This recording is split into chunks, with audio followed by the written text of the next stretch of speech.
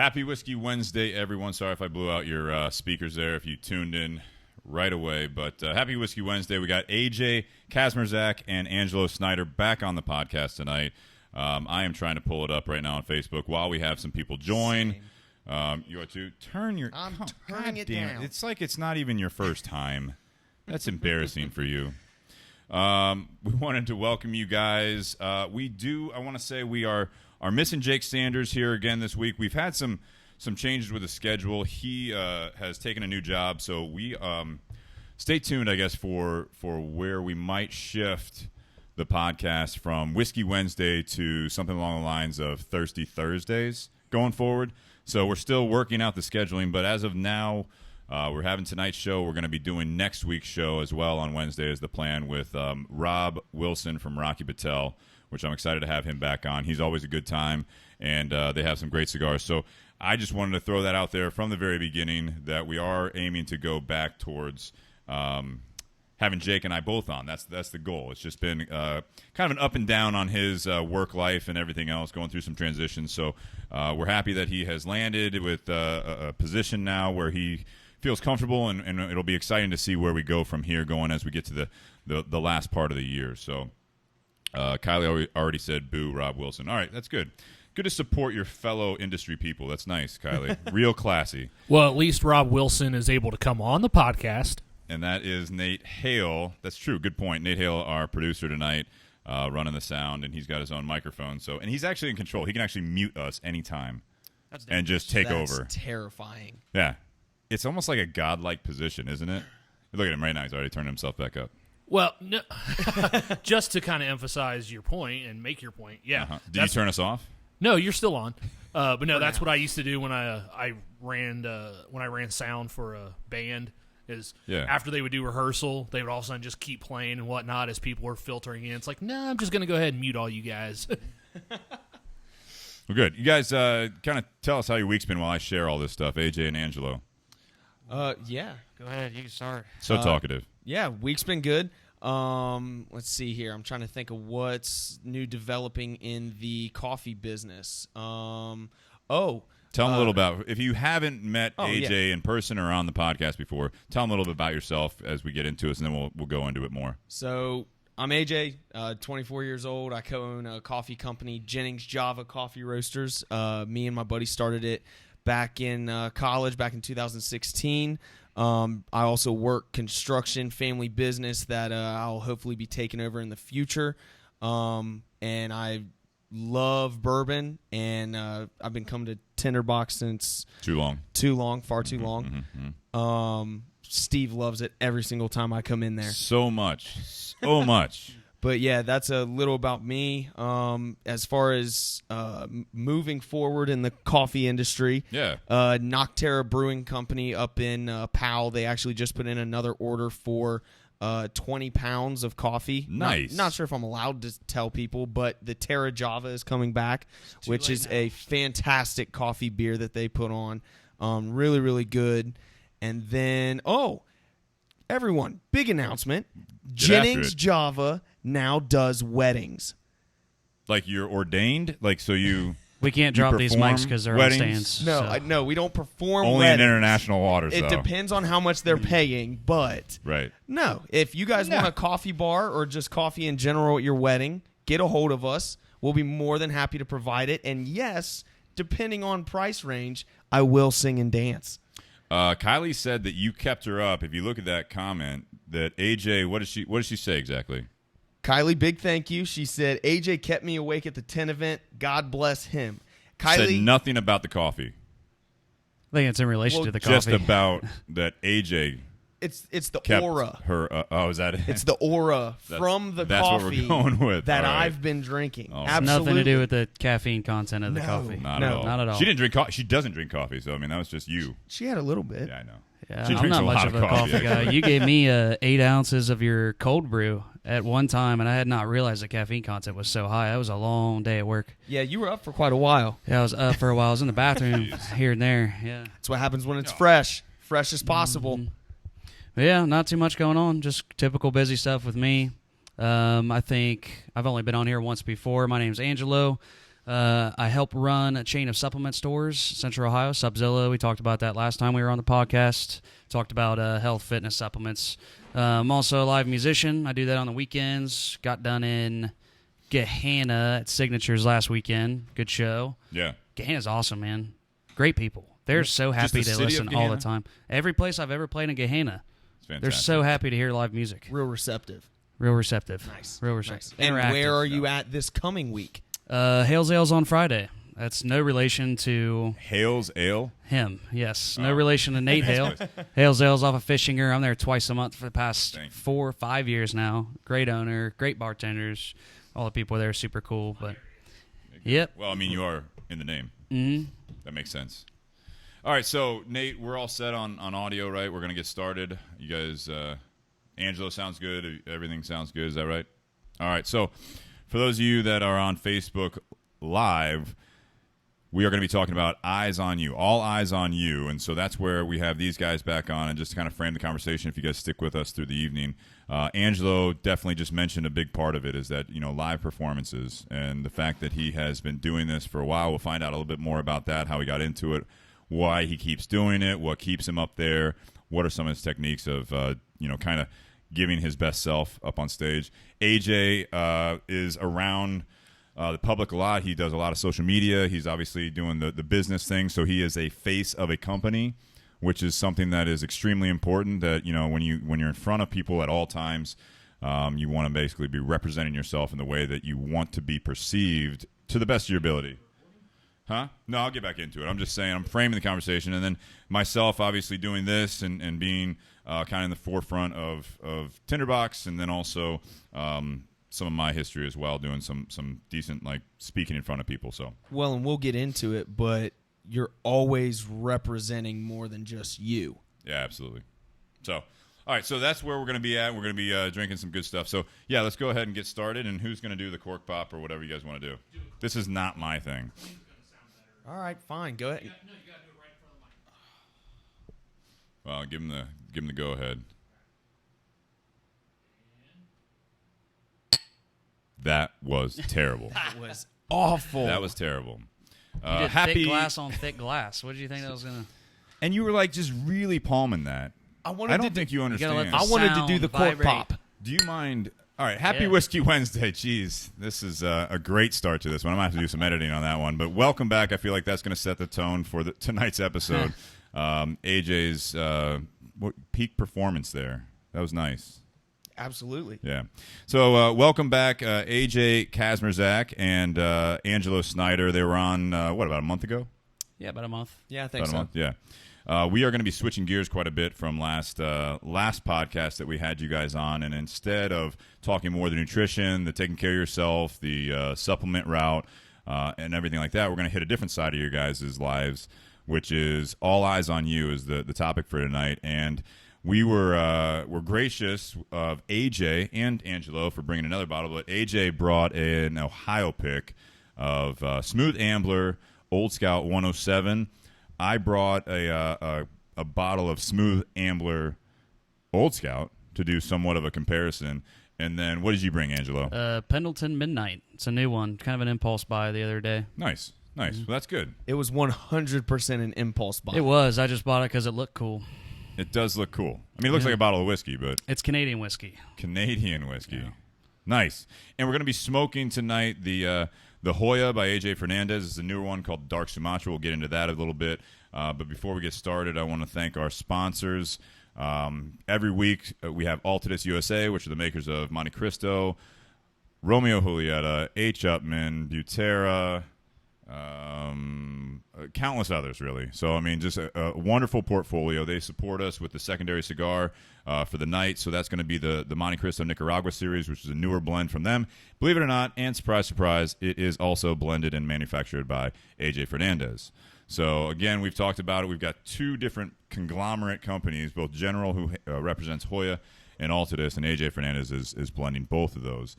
Tinderbox at Easton, they're the ones that provided the Hoyo by AJ Fernandez, Dark Sumatra, and then also BS Cigar Company, where we've got I've got at least one. I see a BS Cigar shirt, cutter, all that good stuff floating around the garage. So we thank BS Cigar Company and look forward to, like we've been talking about, the new gold reblend as well, which I don't know if you guys know about that. AJ just lit up. Listen to previous Gotta hear it podcasts, now. sir. Very excited. Yeah, I can see in your shirt.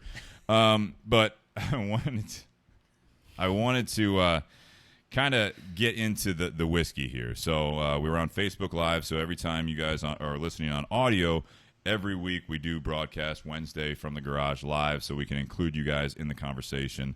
So if you can, you're free on Wednesday nights as of now. And like I mentioned earlier, we might be going live on Thursdays going forward. So again, changing from Whiskey Wednesday to Thirsty Thursday or some other clever alliteration type of a title. So AJ, let's get into the whiskey here, and we don't even have it poured. You want to pour? Yeah, absolutely. Let's All get right, it go poured. ahead and pour that. Yeah. I'll go ahead and pour. I'm going to and light then up I'll this talk cigar, about it. but We did minimal preparation.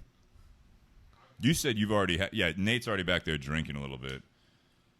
So and Nate, by the way, we'll just call him out. You can't see him on camera right now, but he had some sort of allergic reaction before getting over here. So if you hear a thud in the background or sirens as they are in the background or the garage going up, they're just carting him away.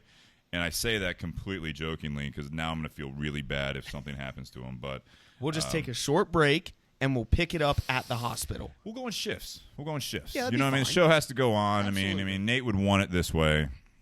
He's had this And I face say that going when he's on for right- a while, like he's hiding how bad it really is, but he's just smiling. He's Smiling, fine. sweating. He's fine. I think he's crying a little bit. Well, that's the part that sucks. Like, I feel really warm, but I'm not sweating. So That's not good. Yeah, well, It's a we'll see. dry heat. But at least my heart rate has gone back down to normal Yeah. because it was definitely up in the triple digits. So just sitting down. So I just doing a little cardio. yeah, there we go. Cardio. I can use that. All right, I'm going to take a sip of this. AJ, why don't you tell us a little bit about what you brought, and then I think we should also crack the regular Old Scout so that we have two glasses out on the table. We can actually go back and forth, talk to everyone about like what we're tasting and everything regarding the differences of it. I know they're different proofs, but go ahead. So everyone just heard Steve Crane does promote double fisting. Yeah. Yeah. All right, so while Steve cracks this open, the pick that I brought is actually the Smooth Ambler Old Scout 107 OHLQ pick. So it's a state of Ohio pick. A little bit about it. Partnered with Master Distiller John Little, Master Blender Andrew Robinson. Select 9 barrels for the state of Ohio only. Bottled at 107 proof. There's the clever name, Steve. 11-year-old Indiana bourbon and a 6-year-old Tennessee whiskey blended together. They rested for 90 days to create a custom single barrel. Do you want to go ahead with the tasting notes, or do you want to pick out our own first?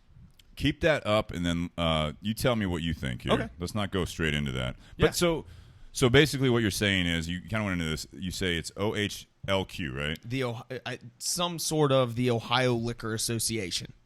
Give me that cork, please. Yeah. So that means, and that was funny, like they have this great thing. I don't know how it is for everyone else in their local states as far as that goes, wherever you're listening. But we have a newer website that actually helps you track things down. If you're on the email list, you get these kind of like state picks. So they're doing some really cool things with that. I was able to locate, for example, the other Old Scout by using the website, and there was at the Giant Eagle, which is a state liquor agency right down the road from the shop. Not the one I normally go to, but it's one of the two local ones that I try to hit up. And they showed that there was something there. So I think that's something really cool for people that are in the state of Ohio to use that site if you are trying to track down a certain type of bottle and see if there's one around you. And this said limited availability, and this bottle it's only 35, but it was the last one there. So they did have it still, which is good, but they only had one more. That's the other nice thing I like about it is they have a little key, and it's a bottle. And if it's fully red, that means they have full stock of it. Mm-hmm. If it's half, it means limited, like what you said. So you lucked out, got the last one. Down to one. Yep. And then the white, which unfortunately means all sold out. And I would like to take the second to encourage people to use it to try other bourbons and ryes. Don't just hunt down the ones that you know you like. Yeah, it's interesting. I mean, when you do the whiskey side of it, there's 55 pages of whiskeys alone. So kind of do some research, check things out, see what's available. If it's an empty bottle, that means they did get a shipment in, but they're out. If there's nothing showing at another liquor agency where you actually have, like if I was going to go to the Kroger I go to and there's nothing showing, that means they didn't get a shipment in recently. So they don't have it, they haven't had it, and they won't get it until the next week. So it's a really cool tool. Yeah, it's very neat. So explain to everyone exactly how this came to be to your knowledge as far as what they did. I know you read the description, but what did the state actually do? So the way I found out about it is basically, the way I understand is the state went down with Master Distiller John Little and Master Blender Andrew Robinson. They went down to the Smooth Ambler distillery or whoever Smooth Ambler is made by, and they basically went around, tasted different barrels, and they selected 9 barrels for the entire state of Ohio. So it is a little bit of a limited edition. Obviously you can only get it in Ohio because it's an Ohio pick. But yeah, I thought it was something that was really, really cool. And it has the overall tasting notes. And then the way I found out about it, OHLQ has a Facebook page, and anytime they do a barrel release, they'll post a new event on that. And actually just recently, I'll go ahead and promote them. They just recently are getting ready to do a Crown Royal State of Ohio barrel pick as well. I saw that. That'll go nuts everywhere. Just because $54.99, right? I think it was about $50 to $60 range. Yeah, $54.99. But what I thought was interesting, I guess Crown Royal obviously is blended, and they use a bunch of different stills. The State of Ohio pick is only coming from one of those, I believe, 5 different stills. It's called the coffee. It's a two-word name, but it's a coffee something still named after one of their original distillers. Really? So, yeah, that story is just as cool, and we haven't even had it yet. Yeah, we'll have to get to that. Yeah, you invited me to do it, and I'm like, Jesus. Read into it. I did read into it. There's so many bottles out there, and they keep coming out with like, this is a unique one. This is a unique one. It's a lot of fun, but goddamn does that add up. Yeah, okay.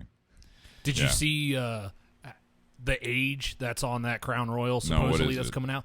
So all of it is supposed to be at least 9 years old. Damn. That's amazing. So we have Carson Deck on there. You're the only guys I know that got the OHLQ Smooth Ambler. Carson, I think you're local, so let us know where you're at on the feed, and maybe we can point you in that direction of the store near AJ that he knows, as of recently, still has the pick that if you want to get it. Should I? Let's see where he's at. All right, yeah. Let's keep him holding on there a little bit. Absolutely. Well, I'm really glad. All he says is, hey. I'm really glad AJ. Oh, he's in Dayton. I'm glad AJ brought this because my plan last Friday was to go and wait in line at one of the stores to pick this up, and I knew I was working from home, so I had a late night Thursday and completely forgot about it until about 3 p.m. on Friday. I was like, damn it, I wish I could have gotten that. So I'm really thankful that AJ brought this in. Nice. Anytime. Well, let's talk. Well, all right, Carson. And then, Nate, if you can kind of check and make sure that we're all still sounding good as far as the clipping and everything with the lights. And he's got so many things. He's got headphones that's jacked in a couple different things. So I'm going to take a picture of him. He's full. Yeah, take a picture of him. Carson, so that store is actually, you're in Dayton. It'd be a little bit of a hike, but if you really did want to do it and maybe even check with them, but it's in Grove City. It's a Giant Eagle. Where's that at? It's on Stringtown Road. Okay, Stringtown Road. From what I saw, this was Monday. They still had probably 15 bottles. So it's getting low, but I mean, if you want, they got 90 to start with. Yeah, but a lot of the stores when this stuff comes out, like it's gone within the first hour. And that's just because they're trying to move people through the line. So, hey Carson, get on the OHLQ site. I didn't see that on there. It's Old Scout. It's Smooth Ambler, Old Scout, and it's just listed as 107. All right, check it out. See if you can find it. But let's get into it. Angelo, you're quiet over there. You've had some? Or do you already have like 2 glasses or something? I mean, I wish. I'd be a little bit looser, but yeah, I like it so far. I haven't tried the original. I'm trying the Ohio pick. I'm still on the I'm on the Ohio 107 as well. Really sweet, man. Sweet. Yes. Okay. I got a lot of sweet off the first sip. Still pretty sweet on the second. Are we talking like sweet as in natural honey sugar cane, or are we talking like Sugary sweet. different Very- candies or things Very like sugary sweet, in my opinion. Sugary sweet. I do get a little But I like it. spice. Like a warm On the spice back at the end. on the back end, exactly. Like it's almost like heat, but I think it's more But like it's a warm not. spice. It's not super hot though. I think it goes good with the sweetness. that? We're all taking a drink in case you were wondering. No, Angelo was talking actually. But I do get a little sweetness from it. Makes you want to smack your lips a little bit. Yeah, absolutely. This is where we really like need Jake on here too. Like this is where we're Jake needs to nerd out for a little bit. Yeah, he needs to nerd out. Like I mean, He's the I know spice he nerd. actually was drinking this today. Probably shouldn't say that in case someone. He had a little bit that I saw. I saw the bottle at the shop, but I don't know if he was drinking it or not. Let's put it that way. But I did see this bottle earlier today, and I know he's had it, and he really likes it. Nice cover up. Is this thing on? So I can provide the Jake weird tasting note of the night. There you go. Well, Because when I first drank it, Yeah. I almost like a cherry Halls, like a cherry with some mint. see, now that you say that, now I'm like identifying with that's like the sweet with the spice. I get the mint a little bit, What about the Halls? mentholy, a little bit. Not minty, but mentholy. If there's much of a difference. there. Eucalyptics. Like a fresh breath kind of. Yeah. There you go, guys. Smooth Ambler State of Ohio pick, your new mouthwash. Yeah, if you run out of Listerine or if you're a Crest guy, I mean, this is always a good option that will definitely get you in trouble. Absolutely. What do you think, AJ? I like it. Honestly, if they're still available tomorrow, I'll probably go get another bottle. I'll most definitely go stop by. Oh, price point. This bottle, Price point. Ohio was selling $39.99, so it was $43 out the door, I believe. So that's only $5 more than the regular Old Scout. That's a heck. I mean, when you do a barrel, a barrel pick or one of these things as far as an Ohio pick, I feel like it normally is tagged with something that's incredibly more expensive than what something that you've had from that brand before. Yeah, it adds That's an my opinion of it, exclusive, which is yeah. good or bad or whatever it is. I mean, there's more cost involved, but Well, and not to knock it, but their next pick is Crown Royal. Most people are used to Crown Royal being $26 to $30, and this one's going to be $55. But like we had just said, there's a lot more that went into the Crown Royal, absolutely. rather than just, hey, give us this barrel. You know what I mean? Yeah, Jerry Alvey, I'm sorry if I said that wrong, but says pretty sure they have it at a liquor store off of Polaris. So again, in the Columbus area, Polaris, north side of town here in the Columbus, Ohio area. So check that one out too if you guys are looking for this. I got to tell you, it's got. Maybe it's just because I took a couple of puffs off the cigar, but it definitely is gaining a little bit more of a heat to me. I don't know. So I'm gonna actually take a sip of the regular Old Scout. Which, Nate, do you recall if we done the Old Scout before? It seems like we have. I don't I know believe we we've did, done. We did the contradiction. You did the from Smooth contradiction with Ambler. Tanya. Yeah. That was the blend of the rye and the bourbon. Did you guys do the big level on one of them? The big level? Yeah, Smooth Ambler big. Is it? No, is I it don't big think level? so. Not yet. Just the contradiction, which I thought was good. That was the one that was a. Did you say this? It was a bourbon and a rye, right? And that was the whole name of it. It was a contradiction. There's an elephant on there, which I think is on. No, it's not on this one. But yeah, so it was that. It was. I really liked that, and that was a little more expensive than the Old Scout here. But someone said on here also. No. Who said that? Well, Carson said that with the new price, the State of Ohio pick is actually the same price as Old Weller Antique. Now that Old Weller Antique went up, yeah, which is unfortunate. It is. But and then AJ said, "Take this over the OWA." That's a toss up for me. But I said, don't tell anyone. You actually typed it though on the feed, so I did also say it. This is a whole lot more bold. Which one? The 107s Ohio pick. bolder Much than the bolder. original. Yeah. Yes, I think. And I mean talking Just about all around. the regular Old Scout, it's still flavor. 99 proof. So it's not your normal 80. It's not too far off. I would say the original Old Scout is more balanced, whereas I think the State of Ohio pick has much more pronounced flavors. Kind of getting back to that bold stuff. I think the State of Ohio pick, you get that mint and you get the sweetness it's way more prevalent. I feel like this you could give to someone who doesn't necessarily have a palate for bourbon or whiskey at all. Like, I would much rather you're give talking them a about glass of this. The regular Old Scout. everyday Smooth Ambler. Yes. Old Scout. Compared to the Ohio pick, I mean, this is something that I feel like people who already drink bourbon would enjoy a lot more. Just because the flavor is so much stronger. Yeah. So without going to the cigar, AJ, you just did. Take a sip of the 107. I'm sorry. Take a sip of the regular Old Scout. You just did that. Take a sip of the water and then go to the 107 and tell me what you guys think of that, because I've got my opinion of. I'll say while you guys are doing that the regular Old Scout has a little bit more front end stuff as far as like the initial flavor. It's kind of right in the middle of the palate. Mm-hmm.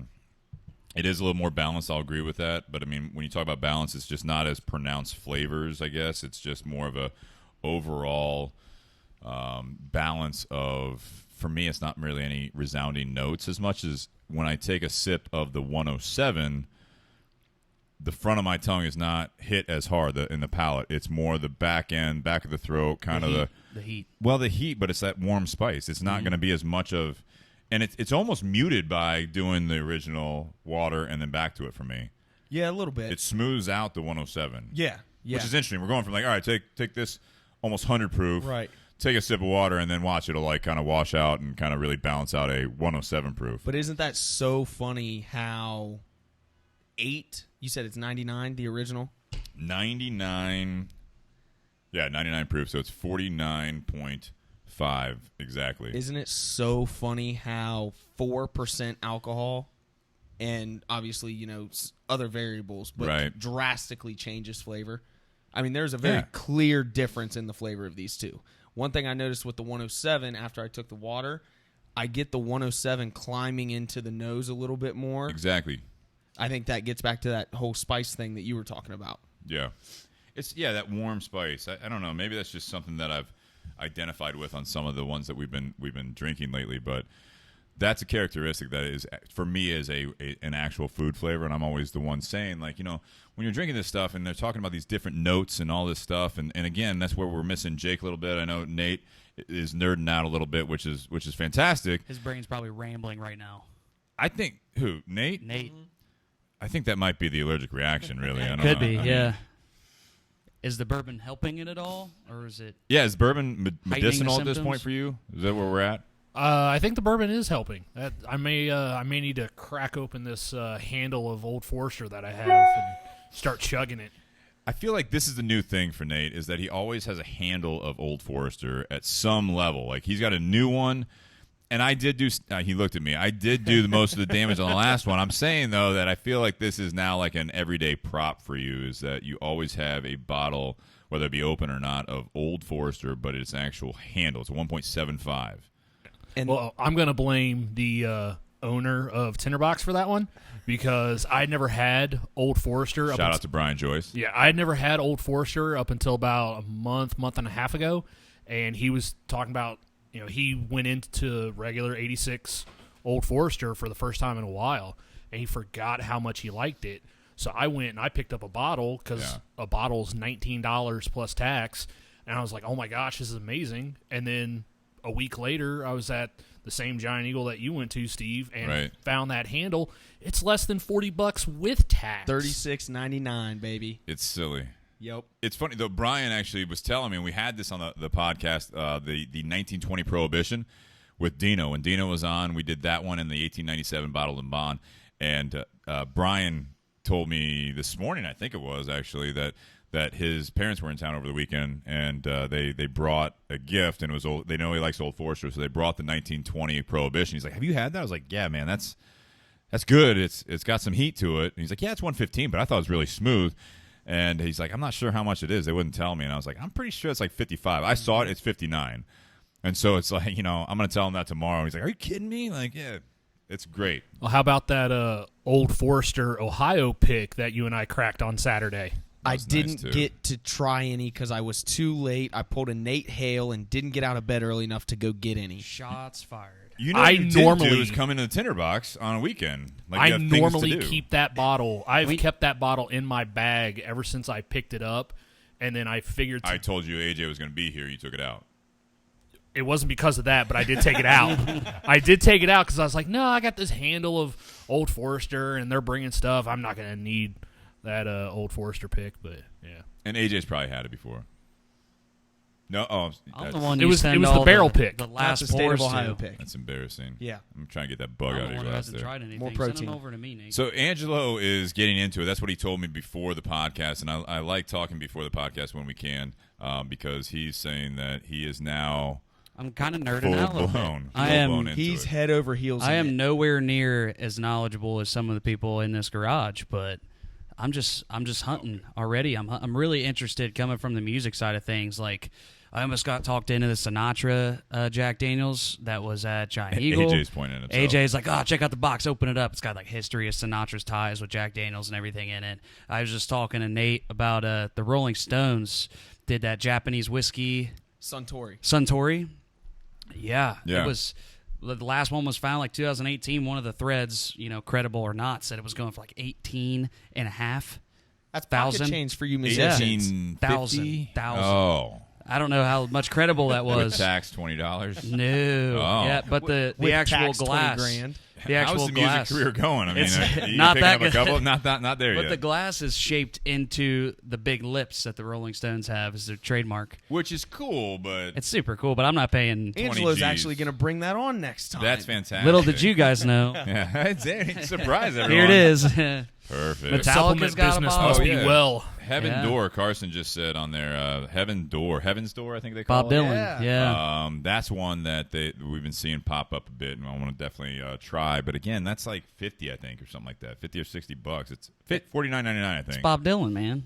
I know, but it's not Kentucky though. It's somewhere else. I don't know. But I think they do actually have a 10-year. They've got Heaven's regular, Door. a double barrel, and a 10-year, I believe. Yeah. Yeah, Carson's on it. Everyone He be said on the Heaven's hunt. Door, Bob Dylan. LJ, what's going on? Again, if you guys want to share, we have good, solid listeners so far through the show. So if you guys are on the Facebook Live, this is a good time to just kind of mention as we get in from the bourbon side of it to the cigar side of it. Share it. Tell someone about it. This is something that helps us grow. We appreciate it. We share to a lot of groups. If you want to share to some groups, that would help us out.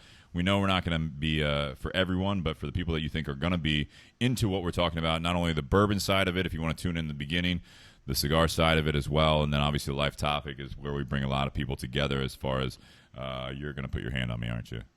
Absolutely. God damn it. But the only reason is because this just goes to show everyone enjoys bourbon. Carson. That's not true. Carson just added in Creek Water is actually a bourbon or whiskey owned by the rapper Yellow Wolf. Did you say that right? Yeah, Yellow Wolf. Yellow. Now, are the emojis that are following Yellow Wolf, is that part of his name? No, I'm no, not. Carson's just not a fan of the bourbon. Oh, he said it's terrible. So that'll be next week. Next time you guys are on. Yeah. You forgot the big kicker with the Bourbon and BS podcast.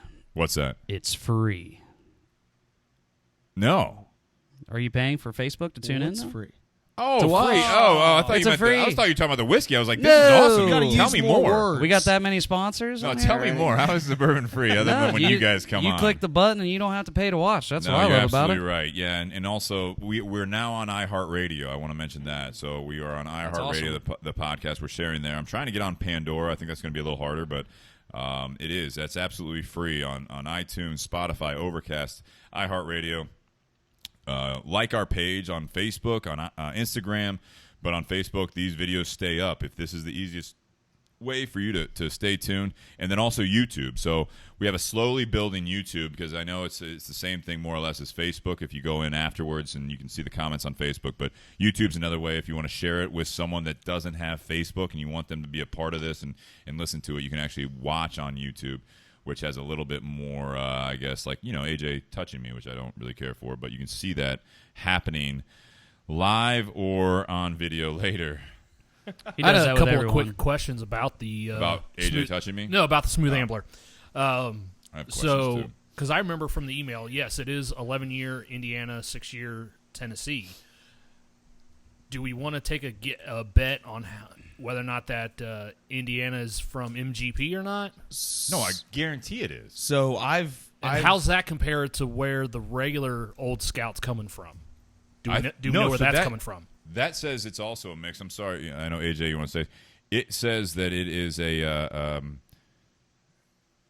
is actually both. I'm trying to look at it. Expertly blended from whiskeys distilled in Indiana and Tennessee on the original Old Scout. So I think I don't know if it's the same mash bill. That'd be interesting to find out if it's the exact same mash bill. I assume it is because you have the same name on it. It's just going to be a barrel picks. And again, when it comes down to that, that's what they're blending together. So there's a little bit of room for movement and possibly there. An age difference? Yeah, maybe. AJ, what were you going to say here? I was just going to say that don't quote me on it because I can't remember where I saw it, but I did see somewhere that people were thinking that it is absolutely MGP in the state of Ohio pick. Now, I can't speak for the regular one. I'm actually on my phone right now looking it up, seeing if maybe we can get closer to find out what the mash bill is. Well, I bet if Jake was here he would drinking it, he would take a drink of it and go, oh, yeah, I can tell you exactly where that's coming from. Yeah, absolutely. So any help from the live audience as well.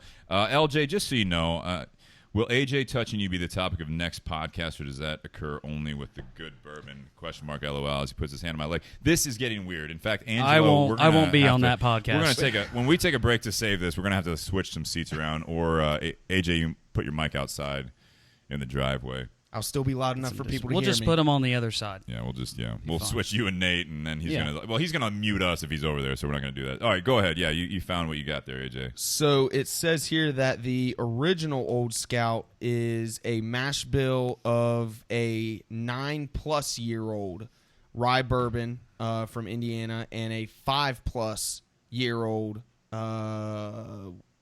whiskey bourbon mash from Tennessee. Okay. So not necessarily 11 year, but it could be 11 year because it's 9+. So all right, I don't know. They're both good. I would pay $35 and $43 respectively for both of these. Well, you said it was $39 though, so that $35 plus that $34.99, $39.99 plus tax. So yeah, mine was $37-ish out the door. Yeah. So basically, we have an Indiana whiskey 2 years or less apart, and a Tennessee whiskey a year apart or less, and the two taste vastly different. I love it. It's fantastic. Very different. That is awesome.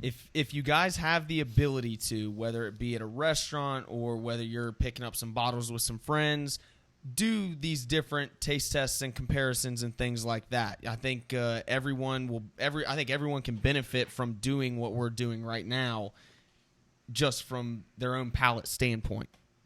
That's why when I was thinking about it, you had said that this is the one. What did you say, actually? He's like, I got 2 bottles that I might bring on the podcast. Oh. It was, you said Smooth Ambler. And then the other one was actually a Pinhook Rye. Pinhook Rye. I responded back like, that's awesome. And in my honest opinion, or like when I said that, I was like, that's great. Thinking like, you're going to pick one and you're providing whiskey. No, your response was the fact that you're like, well, not both of them. Like, I meant like, we need to pick one. And I was like, yeah, cool, whatever. We took too long trying to figure out what we would sip on after. He had a problem figuring out what he was going to wear on the podcast, honestly. He changed when he got here. He did change because he wanted to make sure I didn't. He's like, I'm going to put this on. I was like, cool, I got 2 of them. Angelo and I are going to wear it as well. There you go. Which is another reason why they need to check out Facebook to see what shirt I'm wearing. It's a limited edition BS Silver. What does that say on the bottom there? Can you read that? It says, in between sweat stains, yikes. Focus on the silver lining. Goddamn now, right. Let's tune back into Steve. Can you explain? Yeah, I mean, so it's the silver. It's play on words a little bit, but also a good message with that. I love the logo of the BS. So if you guys haven't seen the BS Silver, and I know we're kind of all over the place, but it's the same as the BS Gold. You got the B, you got the S. That's Brian and Steve. And then you have our family crests. You also have, not on that logo per se, but you have the focus and spirit on there as well. So it's got the logo on there, and then focus on the silver lining. Focus is a personal mantra if you guys are tuning in for the first time. And don't follow me on Facebook or any of the social media as far as like Instagram or anything else. But that was the whole thing. Is I think it's a positive message. Play on words with the silver. So focus on the silver lining, which is something that when we talk about balance all the time on this podcast, and I think that's what I love about the All Eyes on You, the topic part of this. So if you guys are tuning in now, you have some time to listen to the rest of the podcast. This is where we get into those types of thoughts as far as... I like the focus thing. You like the focus thing? Yeah, so I was actually, I think it was a couple Friday nights ago, and I was actually off work, which is pretty rare. There's either a cancellation or double booking. It happens every once in a while. When you say off work, you're talking about performing. No gigs. Yep. Yeah. No performance. And it was like Friday night, and I'm looking through my Facebook, just flipping through like every other average American does. Right. He has nothing else better to do. And I see Steve getting focused, capital focus, ED, lowercase. Yeah. And I'm like, and at Lifetime Fitness. And I'm like, it's Friday night. Steve's going to the gym. Why can't you? Yeah. Yeah. I'm like, exactly. Like, Steve's probably busier than I am. I don't know why I'm not pumping iron. I'm really right not. Maybe, who knows? That's the illusion of like social media. Is that let like, every people know that this, you're you know what I mean? Business mogul, and meanwhile you're eating pizza after the gym. Meanwhile, I'm doing a podcast with a couple of buddies in my garage. I'm like, please watch us. Right. I take that over a bar scene any day, though. There you go. So I do want to get into the cigar here, okay? Yeah. So this is something that's interesting for me is that AJ Fernandez is on everything right now, which is really, really kind of cool. And again, if you guys are listening, we want to go over the cigar at this point, and then we're going to go into the life topic of that we were just talking about. But to touch on this is something that AJ is on a lot of this stuff. He's blowing up. He's probably the hottest hand in the business right now. And this is something where General Cigars, which we had Ricky Rodriguez on not too long ago with CAO, that's one of General's. They're basically in the same realm as Altadis as far as having a major portfolio of cigar brands. Hoyo de Monterrey has been around for a long, long time, and it's something that this cigar used to be the Hoyo de Monterrey Dark Sumatra that was around for a very, very long time. It kind of died off. It didn't really sell all that well after a while, but it was always a good cigar. In fact, when this was brought back out at the Tinderbox, it's something that Brian was like, yeah, I remember that cigar. It was great. But no one was smoking it anymore. It just kind of like died off. It got, just got lost in the wayside. Why is that? That's just what happens sometimes with the older ones. I mean, just like anything else, as soon as it loses popularity, they have all the other competition. Yeah, you have the people that are diehard smokers, but it's like they're always into some newer stuff. They want to do stuff. Yeah. So what General did, which I think is really interesting, they went to AJ Fernandez and they said, hey, we want to bring this back. This is a predicate blend, and this is where we're at with the FDA. We've talked about it on podcasts in the past. And they said, this is our blend. This is what we were doing at this factory in Honduras. We want you to do the original recipe, and then you do your fermentation and aging and use this is the wrapper, this is the binder, this is the blend as far as filler, these are the primings. This is the exact recipe for the cigar. Make it. See, I like it because now you're nerding out as well, just talking about what they were doing. I think it's great. It's fantastic. Yeah, so passion. Basically, exactly. So I think this is it's a beautiful thing. He's been doing the Hoyo line for them right now recently with the Amistad, and this is the Amistad Dark Sumatra. So this has an Ecuadorian Sumatra wrapper. That's where the Dark Sumatra, and as you can see, if you look at the cigar, it is a dark wrapper leaf. Very dark wrapper leaf. They throw a Connecticut broadleaf binder, which again is being, I think they're doing that more and more because it gives it some, not only is it combustible, but again, it gives it a little bit more of a body to it as far as the flavor. And then you have Honduras, Nicaragua, and Dominican Republic. So, I mean, this is something that has, a 5-country blend. Yeah. Someone count that off. Ecuador, Connecticut, Honduras, Nicaragua, and Dominican. 5-country blend. Math's hard. And it smokes really well. What do you guys think of this? I like it paired with the sweetness of that Ohio pick. Why do you say that, though? Because this is really dark and it kind of balances out with the sweetness. I'm not sure if that's common for people to try to match up the mild cigars with the more mild whiskeys and bourbons, but I like the contrast between the two. Call me crazy, but I like the fact that...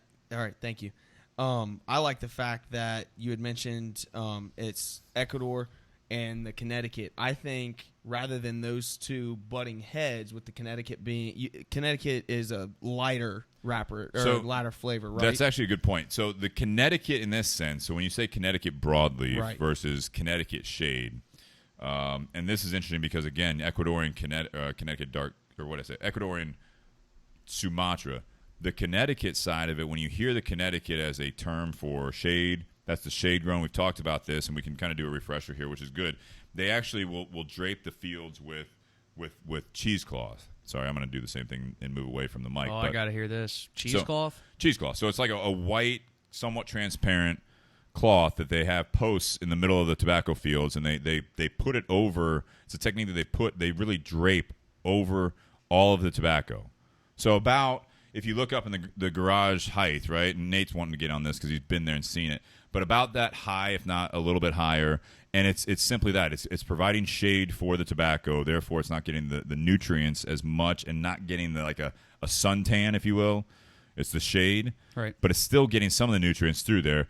And from what I know is that not only do you get a little bit milder tobacco a lot of times with the tobacco they grow underneath that, but it's also going to be growing a little bit taller because it's reaching for the sun, in a matter of speaking.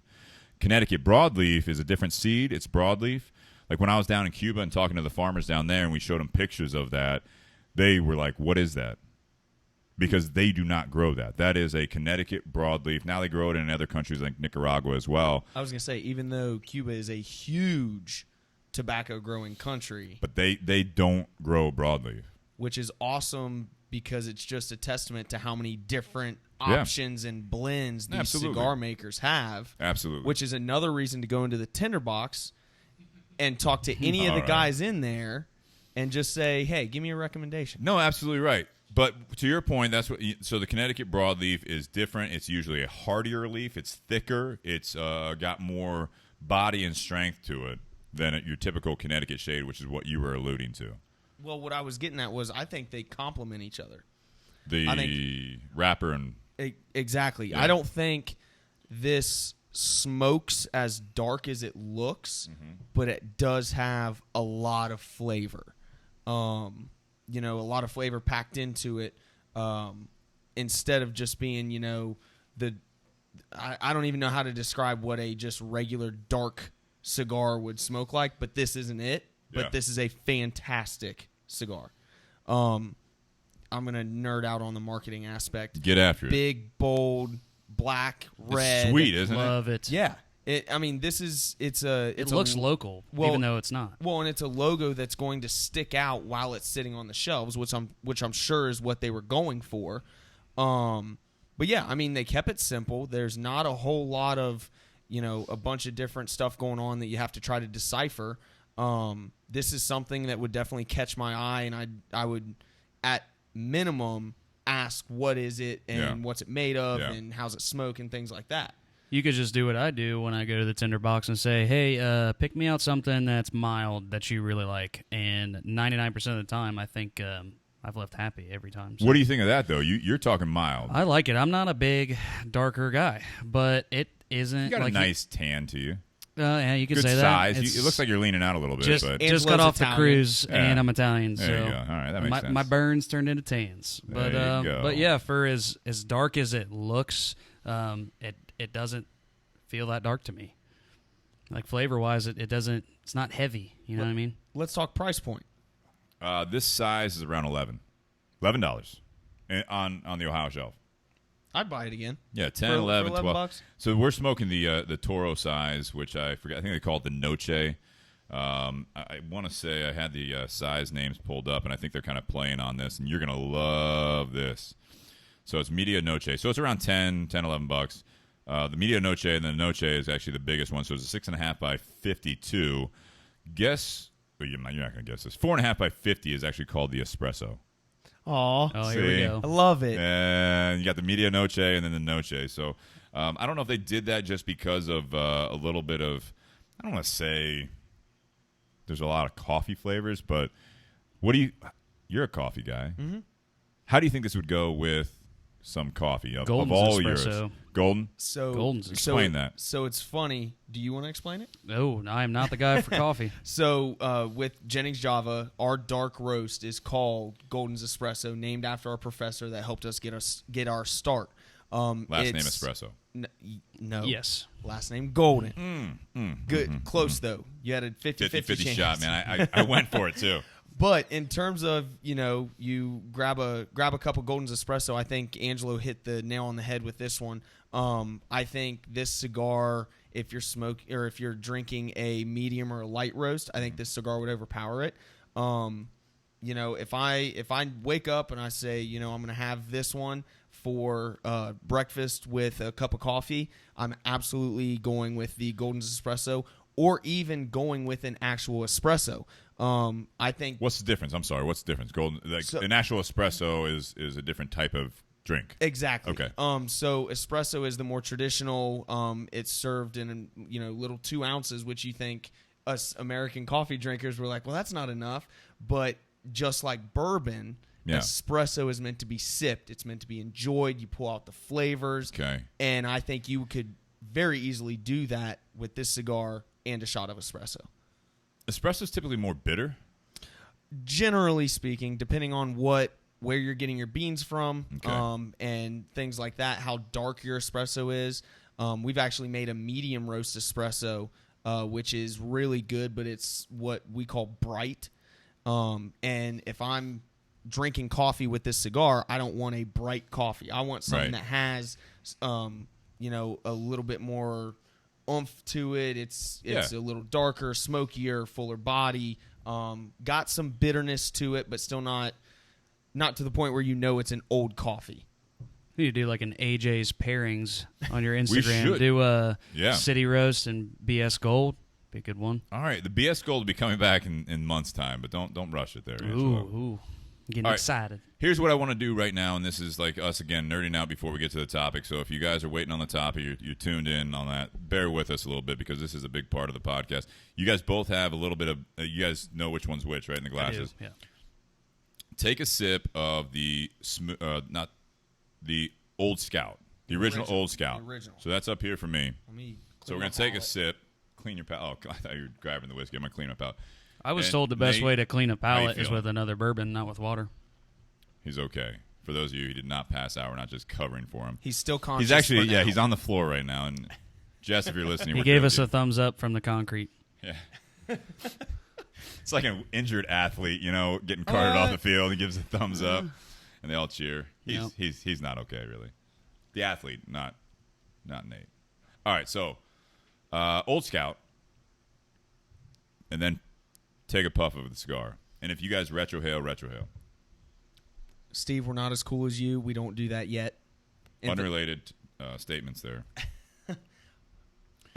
So, cigar. We're focused more on the cigar here. So while we're on the cigar, you take a sip of that and take a couple puffs off the Hoyo Dark Sumatra. Angelo, go for it. The bolt hits you for sure coming off of the original Scout. The cigar hits a lot harder, I think, coming off of that because the sweetness isn't there for me. Okay. AJ? I would to kind of follow with that, I would say between these two, it's not necessarily – they're not butting heads, but it's not complementing each other either. Okay. The cigar definitely stands out, but I like having that little bit of sweetness from the Old Scout while I take a puff of the cigar. Yeah. Yeah. I get it's interesting when I'm smoking this, and we've talked about it before. Is I get a little bit of the flavors that I typically get from. And I keep going back to the spice. I don't know. Maybe that's just what I've been eating. I don't know what it is, but with the cigar, when I'm doing this one, I get more. It almost changes the overall flavor between the whiskey and then also the cigar to more of a flavor that I'm getting from some of my favorite rye whiskeys. Yeah, I'd agree with that. You get that? Like that spice on the back end that we talk about, like with like some of my favorites, like the E.H. Taylor Straight Rye. We talk about I talk about the Willet 3-year rye and 4-year a little bit. But now let's do the opposite of you guys take a sip of the 107 Ohio pick and then do the same thing. While you guys are doing that, I would also say that it kind of mellows out the cigar. So like I said, the cigar doesn't smoke as dark as it looks. And I think that if you add in the Old Scout, it also balances it out even more so. It's not, it's not as prevalent. It's not as, in your face or anything like that. I think they drink well together. I definitely like the Ohio pick with the cigar a lot better. Now, what do you like which one do you like the cigar better with? I like the cigar better with the Ohio pick. Why? Scout. Because the flavor is so strong from the Ohio pick. Right. Spice-wise, a little bit of heat, but it's bold. You taste it. It's no doubt in your mouth you're tasting the flavors. And the cigar doesn't necessarily overdo it and bury that flavor, but right. I think it complements nice. As in going from the regular Scout straight into the cigar, I feel like the cigar kind of overpowers it a little bit. Maybe that's coming from a non-experienced or not as experienced palate. What you're tasting. But yeah, I definitely taste a lot more of the cigar flavors coming from the original as opposed to a lot more balanced in between the two coming from the Ohio pick and the cigar. Gotcha. AJ, what do you think, man? So I know the goal is to focus on the cigar, but I think that when I take a drink of the 107 and then I take a couple puffs on the cigar, I think the cigar actually holds that 107 on the tongue a little bit better. Whereas, you take I think when I take a sip of the Old Scout and go straight to the cigar, it's mellowing out the cigar, but it's 100% the cigar flavor that I'm getting. The original Old Scout. Right. Yeah. Whereas the 107, the State of Ohio pick, I sip it, I take a puff on the cigar, and the cigar's body is there, but that sweetness from the 107 is still prevalent as well. It sits on the back a lot more than the front. Yeah. For sure. And as someone that does the retrohale, and for those of you that actually do both the whiskey and the cigar, it's interesting because I got that warm spice. I got that rye flavor, if you will, from doing the original Old Scout and the cigar. Now, when I switched over to that 107, the same thing, where that front end, like on my actual palate, that's more like kind of the backside of my tongue, and then just the finish. The cigar, all of a sudden on the palate, it kind of muted a lot of that. Because you were saying it's more bold, so I think it's carrying a little bit on your palate. When I went through the retrohale, it was more cedary. It was more of that kind of like that flavor, if you will, working through the nasal passages. And it's one of those things. Like if you guys smoke cigars, the retrohale is something that keep practicing. Because when you're doing these types of things, I like it because when I do that, and that is again, retrohale is not just necessarily blowing out all the way, like just drawing in your mouth and then pushing out through the mouth. It's partly through the mouth, and then you kind of push it through your nose without inhaling. You get a lot of different flavor. And that's where, like, all of the flavor from the cigar now, it's been softened a little bit until I push it out through the nose, and I'm getting a lot more hints of what I was talking about, but it's more of something that I actually really enjoy because, it's just it's different. It's like a woodsy, cedary type of a flavor. Well, and I think last time we were on too, you had said that you've done it so much to get those hints rather than those upfront flavors that's just your go-to now. I can't not do the retrohale. It's tough for me to, and I have to do that when I'm actually smoking these things. Liz, you have to hit the button. Welcome, Liz, to the garage. She's in the background. More of an instinct for you, the retrohale. Right. Yeah, so it's more instinct. Yeah, it's just like a smoking technique. Absolutely. So I would say, so here's my final declaration between these is I think if I'm just drinking by itself, I think I'm going to drink the Old Scout or the 107, the State of Ohio pick. They're both Old Scout. Yeah. I think the 107 State of Ohio pick I'm going to do by itself. I think that if I'm smoking this AJ Fernandez, I think I'm going to go with the original Old Scout. Okay. Because you get more, obviously, on the palate with the Old Scout, the original. Yeah. Right. I'm flopping on that. Other way around for me. You like the other way. Mm-hmm. And the best part about this is we haven't come to blows yet that I'm right, he's wrong, or vice versa. You guys are getting along really well, which I appreciate. No comment. I like these new microphones He's because touching me. You're not as relaxed and you're more like you're talking into it. Yeah. You know what I mean? So someone mentioned it kind of sounds like we're commenting a game, doing the commentary as far as that goes, and you're talking to the other person, but you're talking into the microphone, so it actually frames your conversation. It does. Now, as we get into the topic part of it, that might go off the rails. Yeah, exactly. I'm gonna have to remind you guys. No, talking to the microphone. So at this point, I want to again thank our sponsors. We're gonna go into the topic part of it. Thank you, Altadis. Thank you. Tinderbox at Easton and BS Cigar Company. Nate's going to save this right now, and then we're going to get into the topic part of it. If you guys are listening on the Facebook Live or YouTube and you're checking out the video part of it, do a little bit of a segue here. You guys good to go here as far as that? No restroom breaks? You guys all right? When you are, yeah. I'm sharing, letting people know that we're moving into the topic away. portion. Nate, if you want to, can you grab the water? Are you healthy enough to grab the water? And he's very quiet. He's very quiet. He hasn't stumbled yet. We're waiting. Here Moving comes with the water. Yeah, hit the glass, if you will, sir. Here it comes. Excellent pour. I'm looking Nate forward Hill. to this topic, guys, on Facebook Live. I hope you guys can get into this conversation, because we've got some talent here in the studio, which I really like, and this is something that a lot of people will kind of struggle with. You know what I mean? Public speaking is always something that's one of the top fears. I can't wait to talk about this. Yeah, I have such a twisted opposite, I guess, approach to public speaking and stuff. As most people are, it's a stage fright thing. It's like super common. Right. It's only human to be uncomfortable around a huge crowd of people, whether it's 20 or 2,000. It's a lot more comfortable for me, and I think we're going to talk about why. Singing versus public speaking? Public speaking is different than singing. Absolutely. For sure. But a lot of my job is public speaking and singing at the same time. Yeah. It's a performance, not just singing. Angelo loves imagining people in their underwear. The age-old... I actually have never that written down as something here. Never done that it. we're going to talk about. But, yeah, you want to go ahead and start that? Perfect. All right. So now we're getting into the topic here.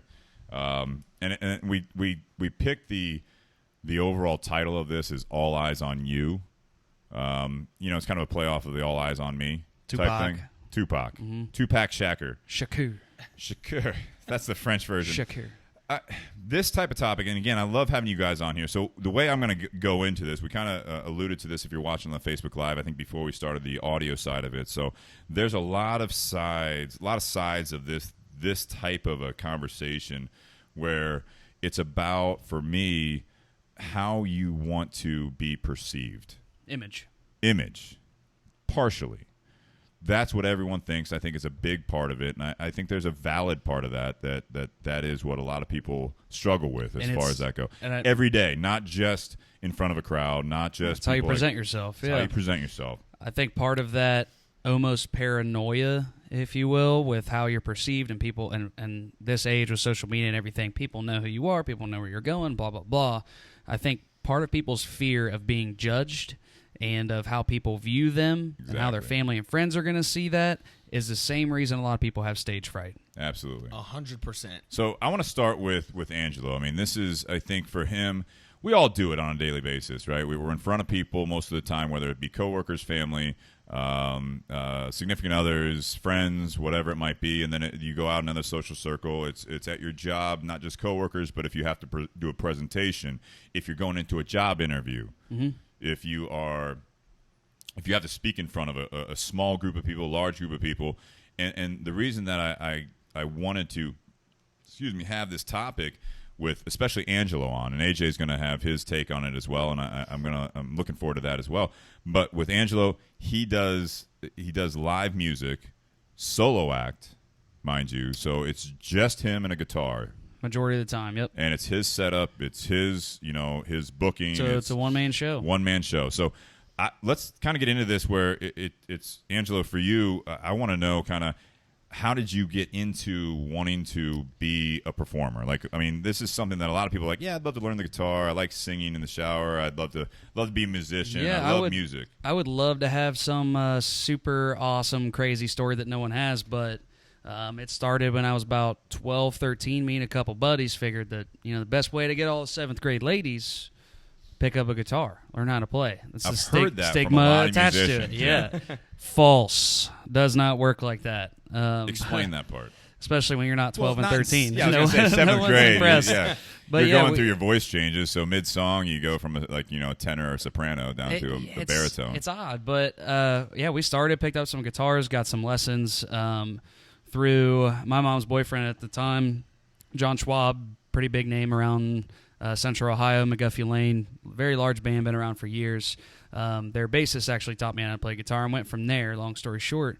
But we started playing some small gigs. We played the Grove City Bowling Alley, was our first one outside of a talent show. That's a big venue, right? Not at all. Yeah, it is. It's humongous, tens of thousands. Bowling center? It's not even in existence anymore. It's now Zazzy's Tap Room. The sign is still there. The sign is still there. It's an old heritage thing in Grove City, but we played in this bowling alley. Yeah, some little corner in a bowling alley for Tombstone pizzas and I don't know, soda pop, and our parents tipped us whatever they felt like tipping us that night. I love it. So it went from there, and then someone said, hey, you want to play at my bar for $100? And 13, 14 years old, $100, split 3 ways. At a bar. Yeah, at a bar. That's Sure. cool. Yeah, so we went from there and climbed up the ranks and played some larger venues and here and there, and then at some point, people go their separate ways, and people grow up, people get jobs, start looking at careers, because no one sees music as a career.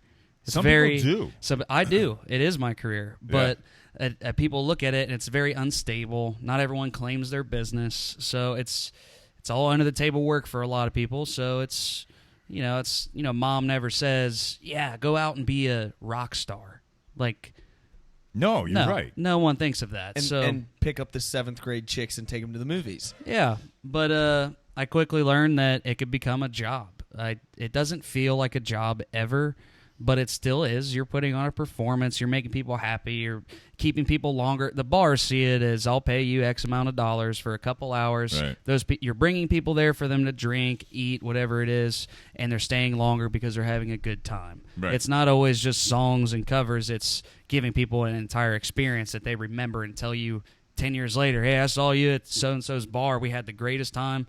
That at the end of the night, that's the goal for me, is to people get a break from the 9 to 5, Monday through Friday. They get to enjoy themselves on weekends. And I've dedicated 90% of my weekends for the past 9 years to doing that, and I'm proud of that. How many?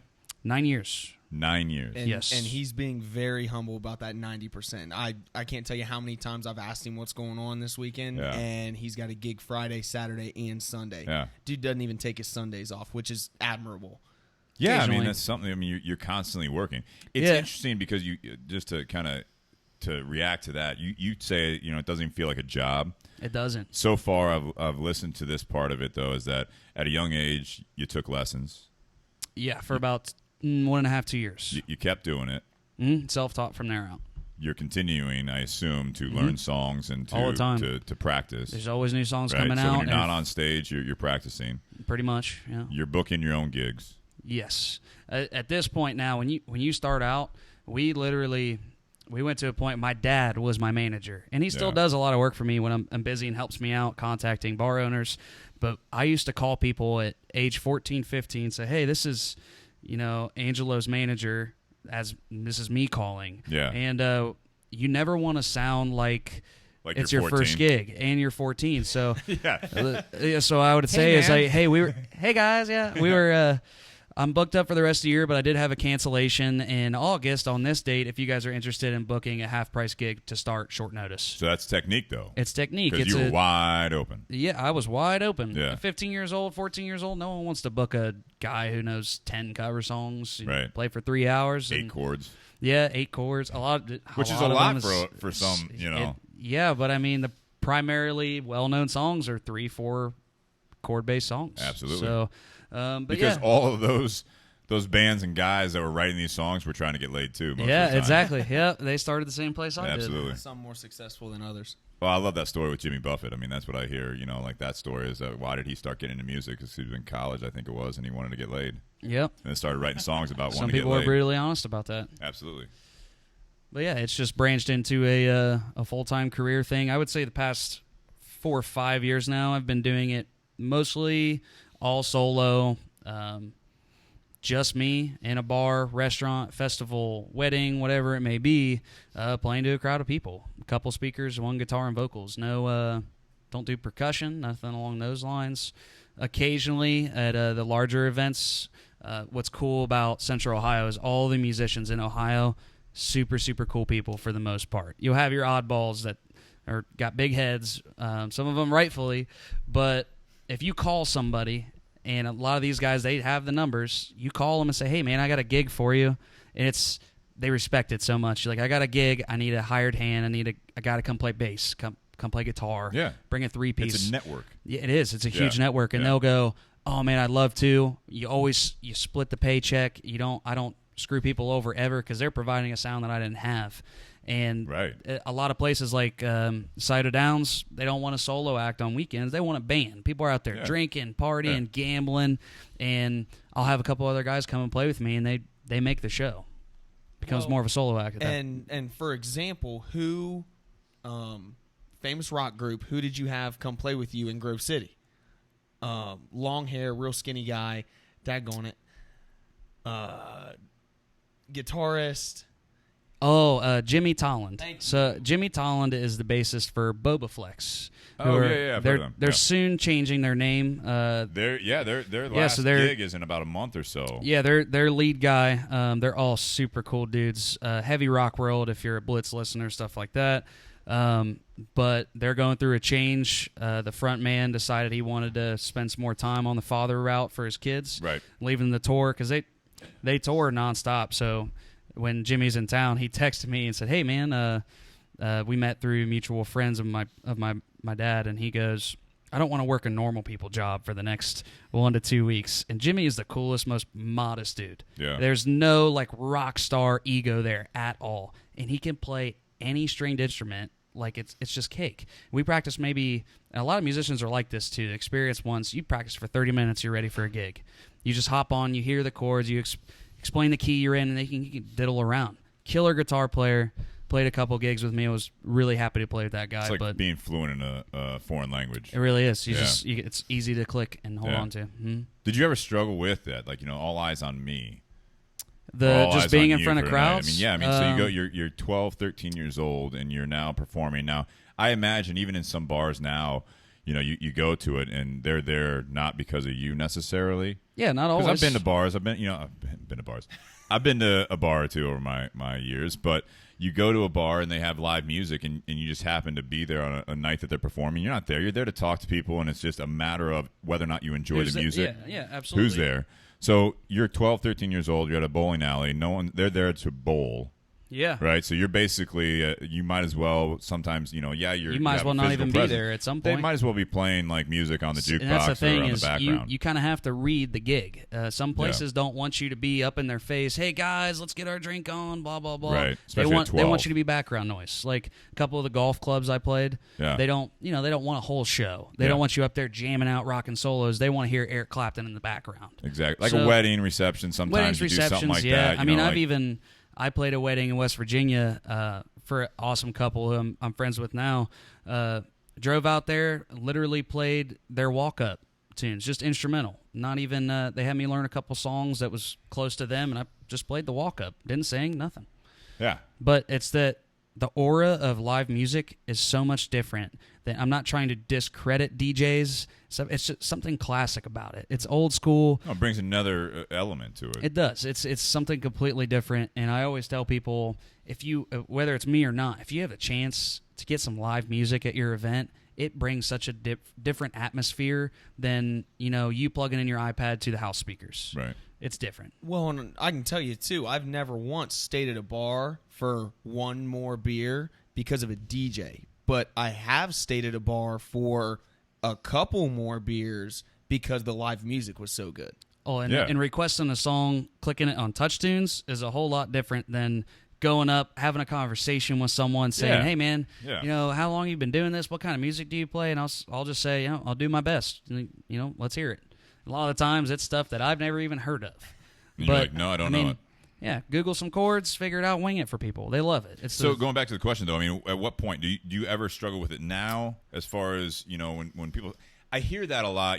I could never do that. Even like karaoke. You know what I mean? Like I'd have to be like my go-to is like to do karaoke. My go-to is I need a lot. There's definitely whiskey liquid or confidence. then throw a tequila, and then that's going to be embarrassing for everyone but me because I don't know what I'm doing at that point. But that's the key line I hear all the time especially with the live music is I could never do that.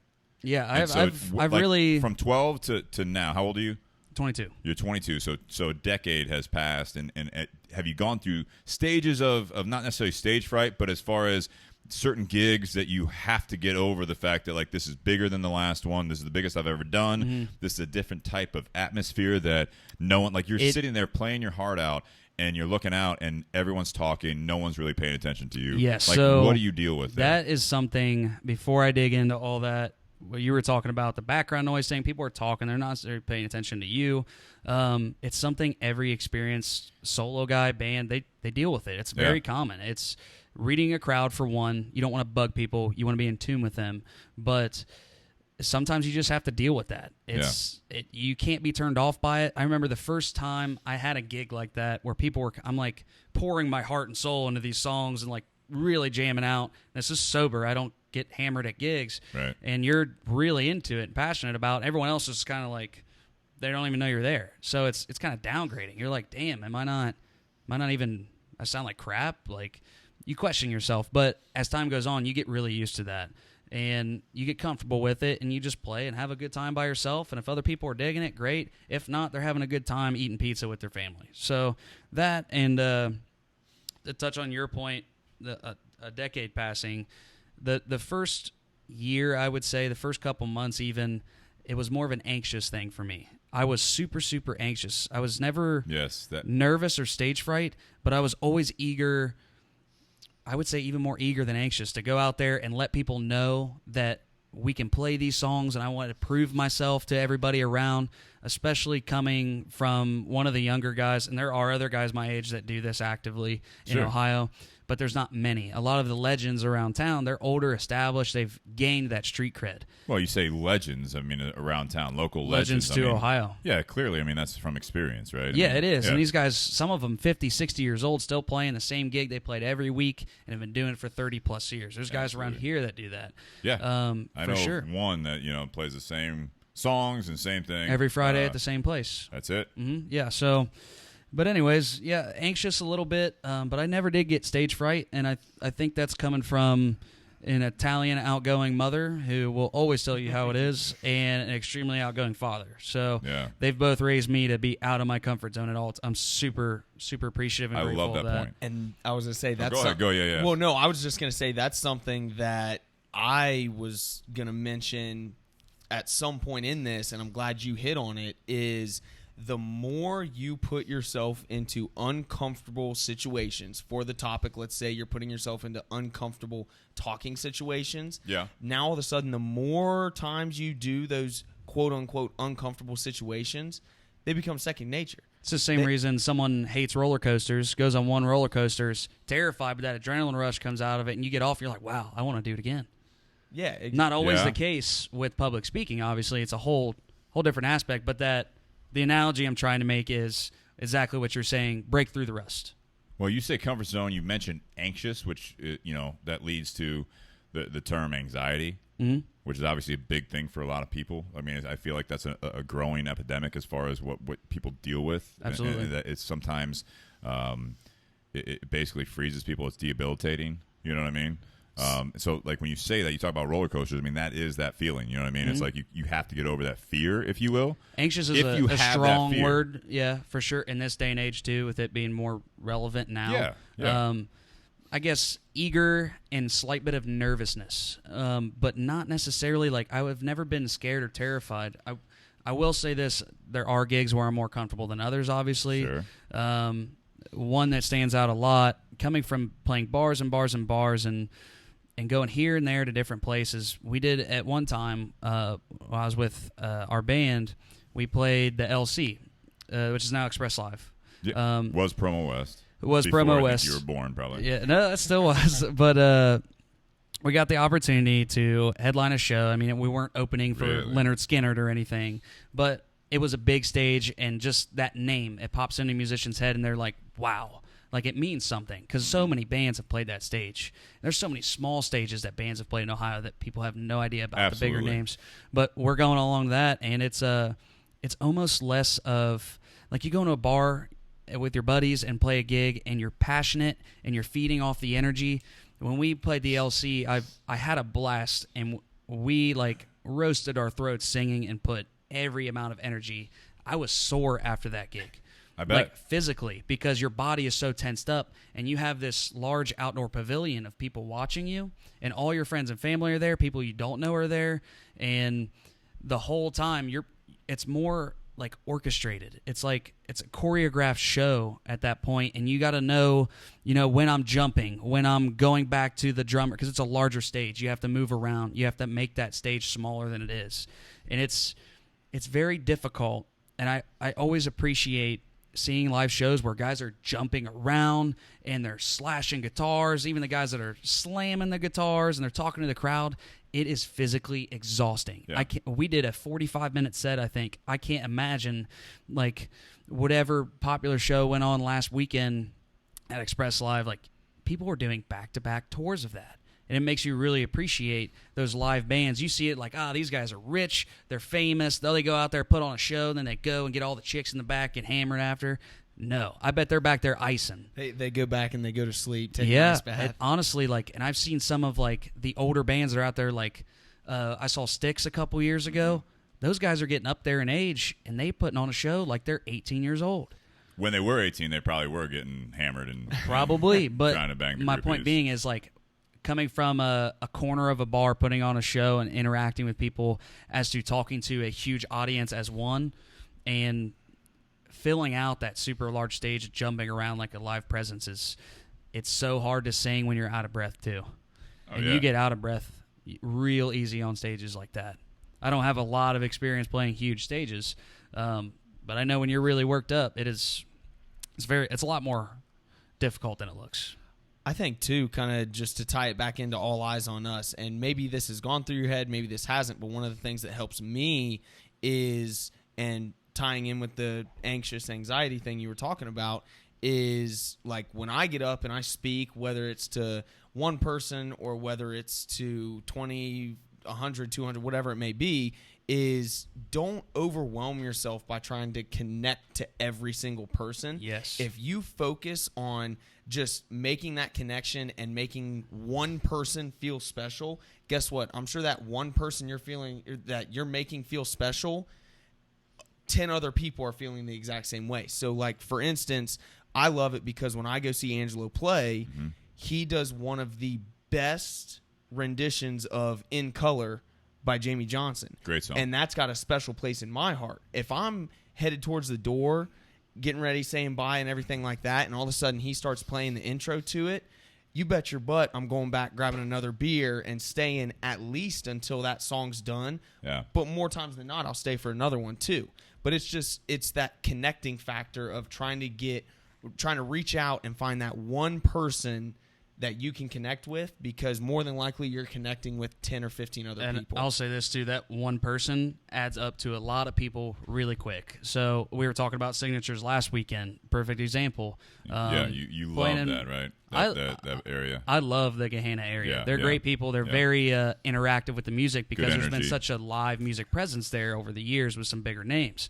So I had this gig, and I do this at every gig. Not everybody wants to be bothered. They want to talk to their families and drink, and they just want to listen. They might be enjoying it, but they don't want to talk to you. They don't want to be picked out of a single crowd in a conversation. There's different energies in the room, but you can easily spot those people who are willing. They're very outgoing. They're singing. They're clapping their hands. They're talking. They're pointing, whether it's good or bad point. I usually find those people. I like that. I always Hopefully find good. that person. On a live microphone in front of everyone else, I introduce myself again, and I say, hey, what's your guys' names? Is there anything you'd like to hear? And then they'll either give you a quick response, they try to test you on something hard, or they throw out the same Sweet Home Alabama request that everyone else does, or they sit there for like 30 seconds, and they get stage fright, and they're not even on the stage. And they don't know what to say because you put them on the spot. That means you picked the wrong person. But you can have fun with that too. You absolutely can, and it's a spinoff. You spin off of every single conversation you do, and you tie in those people that are laughing at the person in front of them that you're talking to. You include them, and then all of a sudden that trickle effect happens, and you have a whole crowd paying attention to you and lively. And that's where musicians make their tips for the most part. All about the connections you make. Yeah, but you can have fun with that. Like we had last episode, we had Tyler on, and I actually posted that clip in one of the Instagram stories. Is that he was sitting back here, Tyler Jones, who was a part of the studio audience last week, and he wanted to say something, not even on camera, right? And he wanted to talk about Tatuaje cigars, and he was very, very well versed. He is very well versed on cigars in general, but especially Tatuaje. As soon as I was like, "Yeah, Tyler, what do you want to say?" and he like looked at me, and he had the mic in his hand, and I was like, "Cool." All right, so we all had a good laugh, but then he came back to it. You know what I mean? And like that was enough for him to be like, "Okay, let me recenter." Like he just froze. Mm-hmm. You know, sometimes you have to really just. There are some gigs where I'm hesitant in talking to the audience. I feel like they don't want to be talked to, but the second you see that opportunity open up and someone gives you some sort of physical cue that their heads are in the game and they're listening to what you're saying and what you're singing, you got to jump on it. Absolutely, immediately make a connection with the crowd. And I kind of want to transition a little bit. We can talk about music back and forth all night, and I have no problem. Like we keep going back to this because I feel like it's relatable. Because you know, last time you were on, Angelo, you were talking about your 3 stores that you manage. I mean, Subzilla, and it's something that can translate into business and to anything else. But I kind of want to kick it over to AJ here, taking all of that. One of the things when you talk about like job interviews, when you talk about say first dates or trying to introduce yourself to people in a networking group or just to anyone in general, and you do a lot of this, AJ, as far as you're out at these markets and you're representing the company. The thing that I see as a great equalizer, and we have talked about this a lot in the past, where it's I think AJ might have been on one of them, where it's the hand in the face versus bringing it out. You remember that? Where when you're focusing on what you're doing or whatever it might be or an issue, a lot of times where you struggle with it, when you have that anxious or anxiety or that stage fright or whatever it is, it's because you're right here.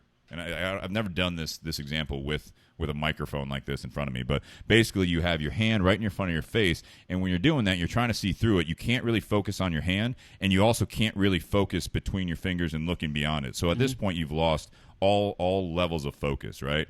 So what I've recommended before, and I can see someone that's in either situation, whether you're doing it with business, whether you're doing it with, which is your business, which is music, but if you're lost your focus on what you're actually doing, if you can physically move that away from you, now you can look at your hand and focus, and you can look beyond it and focus, and it's about what the motivation, what is the purpose of like getting on stage or going out to a business setting, or you're in a job interview. When you lose that, we talked about it a little bit last week with other things as far as talking to people and doing certain things in life where you have to almost recenter and forget all of that stuff and actually recenter on what is the motivation. Why are you there? You go to a job interview, it's like, and you're nervous and you don't know, like you're panicking about if I say the wrong thing, if I don't say the right thing that they're waiting for, not just the wrong thing, but like you're in a business setting, AJ, and someone comes up to your booth and you're representing your company and you don't want to say the wrong thing, you don't want to leave things out, you're trying to sell that person on the product, but if you remember why you're there, and you do, I was writing some of this stuff down. One of the things I liked what Angelo said on the music side of it when he said, it's not really like a job. All the preparation, the continuing education, the brushing up on everything, staying sharp in your trade, and knowing why you're doing it. You don't want to be up there. Like the worst thing you can do is mess up, but that's not always a bad thing either if you learn from it. Every weekend. Yeah. But you don't let people know you do. No, you play it off or whatever. Off. But realizing what your motivation of actually being in that scenario, being on stage or being out there, AJ, like what do you actually like? What is the motivation to get out there, and why do you think that you're successful when it comes to public speaking in front of new strangers that are literally walking up to you, meeting you for the first time, and you're selling the Jennings Java brand, which is you and Daniel? Yeah. So the biggest thing for me is anytime I'm speaking to anyone, we can key in on the coffee aspect of it. It's passion first and foremost. I think that's why Angelo's successful in music. I think that's why you're successful in cigars and things like that. Something. Yeah, you had to come up with it. Yeah. Good reach. No problem. But is connecting and the passion and things like that. If someone comes up, you have no problem educating. You want to educate with them. If go out of your way to make a personal connection. John and Daniel. John is Daniel's dad. Daniel is my business partner. they always kind of laugh and joke with me because most of the time, if someone comes up, one of the first things I'll do is I'll compliment them, whether it be a shirt or their hairstyle or what shoes they're wearing. That's amazing. Why is that? Because, first, one of the main reasons is because of the fact that everyone could use a compliment. It doesn't matter if you're having the best day of the world, best day of your life, or the worst day of your life. You could always use a compliment. Why? Why do you say that? It seems so obvious, but when it comes down to this, because you are actually breaking down, that's an icebreaker in my opinion. Yeah. Absolutely. So, but it's not just your typical icebreaker.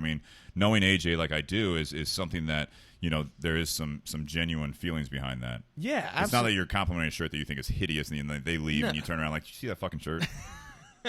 No. I do it because of the fact that everyone can use a little bit of a confidence boost. Everyone deserves to make some sort of a connection throughout their daily lives, things like that. Why not let me be that connection? Why not let me compliment you, and then we can go from there? So most of the time, I'll compliment someone. They could be walking past, and I'll just holler out to them, "Hey, love your shoes. They look great."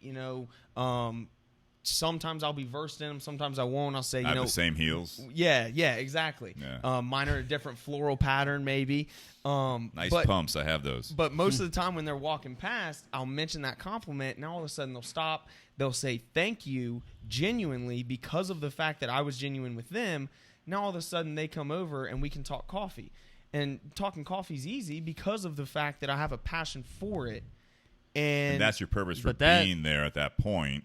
Right. That opens up the customer, though. So, we try to, even at Subzilla, and I'm sure you do the same thing with Jennings Java, you don't treat people like money. You're not in there to just take all their money. Yes, you're a business. You're trying to grow, but you have to treat customers like family if you want them to come back. Yeah, if you treat them like money, you're going to end up broken out of business. Like when people come into the shop, they automatically think you're there to sell them, make your money. This is any retail. Which, essentially, you already alluded to that. You are there to sell them. Mm-hmm. Yeah, you're there to sell them. They came into the store. They came to the You're going to sell them the a bar product that you're playing at, for example. Like, you want to be asked back because this is something you enjoy, but you're also making money off when of you it. give compliments and you dig into their personal life if they're willing, or just talk to them and have actual intellectual conversations, that leaves you from a salesy aspect into like, hey man, I'm here for your best interests. It's why we do the non-biased, not to start selling Subzilla, no commission based, because you can generally last podcast of these two. Yeah, you can build a relationship that's not necessarily all buy this, sell that. There's a personal connection. You can talk to those people. You follow up with those people. Make sure they're satisfied with whatever they purchased or got from you, and it builds a longer relationship. For sure. Well, and the other thing, too, as far as the connections that you're making and things like that, I know for me, when I'm talking, if I'm walking down the street and a guy's getting out of a Ferrari, I know absolutely nothing about cars. I know I like my truck that I have. It's a nice truck. But if you get out of a Ferrari, you bet your ass I'm going to compliment on it and say, hey, man, that's a great Ferrari. I'm going to talk, what year is it? This, that, and the other. We'll make small talk. And then all of a sudden, let's just go out on a whim and say the guy says, yeah, the only downside is it doesn't hold my fishing poles. Boom. Now you've already made an actual connection, and you're able to be passionate. Find the common ground. Yeah. Find the common ground. Yeah, exactly. You find that common ground, and you can connect with anybody that you're talking to. And, I've never had Ferrari.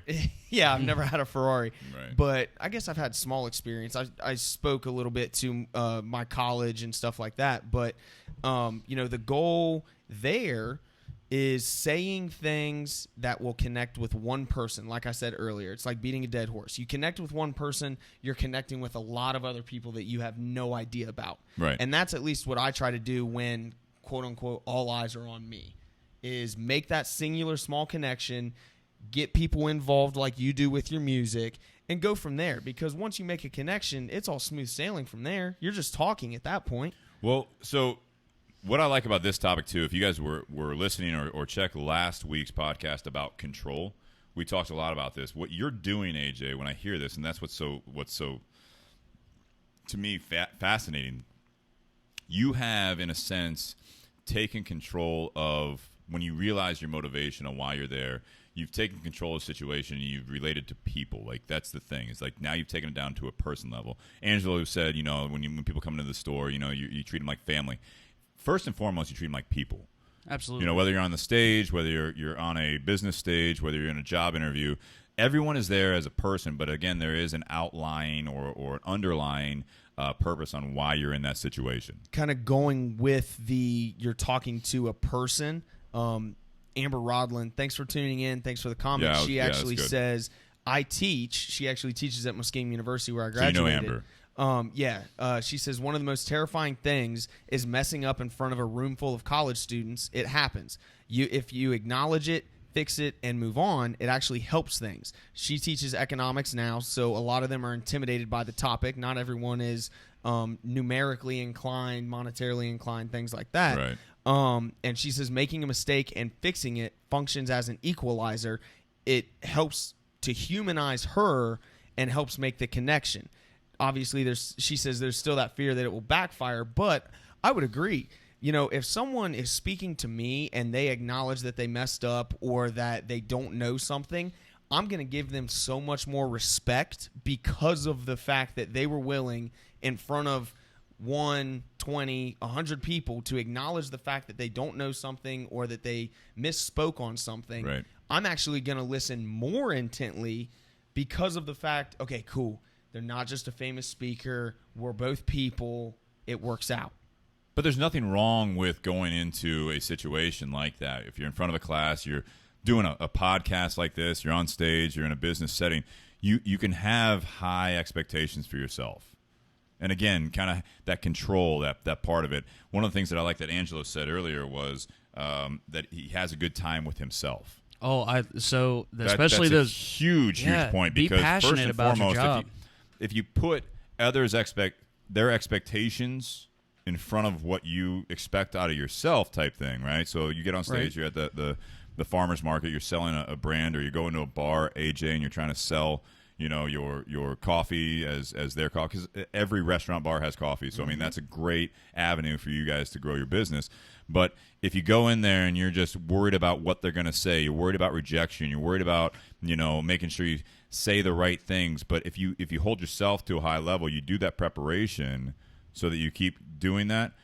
That's okay to go in there and hold yourself to a high level of almost perfection. But the humbling side that Amber said, if it does turn into like, oh, I made a mistake, I misspoke, I tripped as I walked in. Mm-hmm. It's not about like, oh, yeah, I'm going to make light of the situation, but it's simply about the fact that everyone messes up. That is now part of the game. That happened. You messed up. You tripped walking into the restaurant. You literally are. You see some of these talking about music. Beyonce fell off the stage at one time. Maybe probably more than that. You know what I mean? But it's like musicians have. I mean, people have they walked fall into off pyro stage. before and got Exactly. flames in the face. And today's age is like all of a sudden that's a YouTube video and all that stuff. But it's like if you just handle it, you own it. You type like this is now part of life. This happened. Mm-hmm. And you continue to like remember your purpose, remember the motivation, remember why you're there, remember why they're there.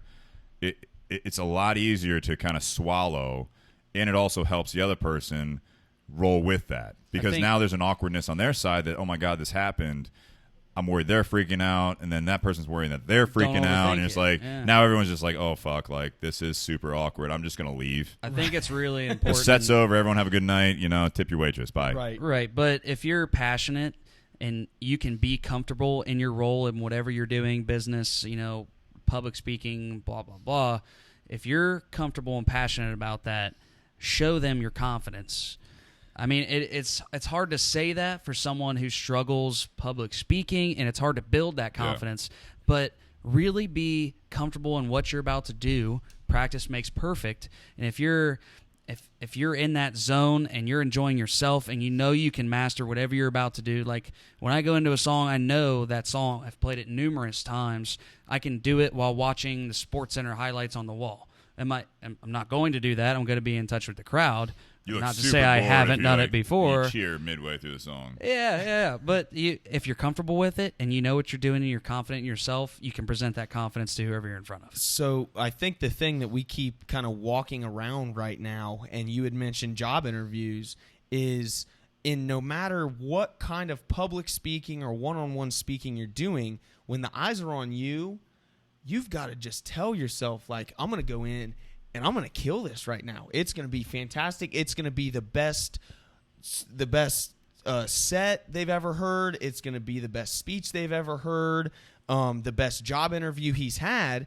And then kind of like what Brian Fuhrer, I hope I said that. Yeah, Fuhrer? you know Fuhrer. Yeah, I hope I said that right. But he said confidence when speaking, but humility when listening and responding in the public. I like that. So know that you're going to go in and kill it. Have a great time. Halfway through, you trip up and say something you shouldn't have. Now all of a sudden, you react to it. Yeah. Sorry, guys, I messed up. Back to our regularly scheduled programming, and then go back into it. Well, Amber followed up with that. People are less likely to remember the awkwardness. They will not forget how you react to it. Exactly. It's huge. My job is no reaction. What do you You mean? mess up on a song lyric, pretend it never happened. Just keep rolling. going. And then you'll Keep see rolling. that one person who looks over and is like, did he just just said say the that? third verse twice? Yeah. Is that what that was? And then after, if you see that person notices, I'll be like, wow, I haven't played that one in a while. Hey, do you mind singing this next one? Because I'm obviously not here for it. So, Yeah.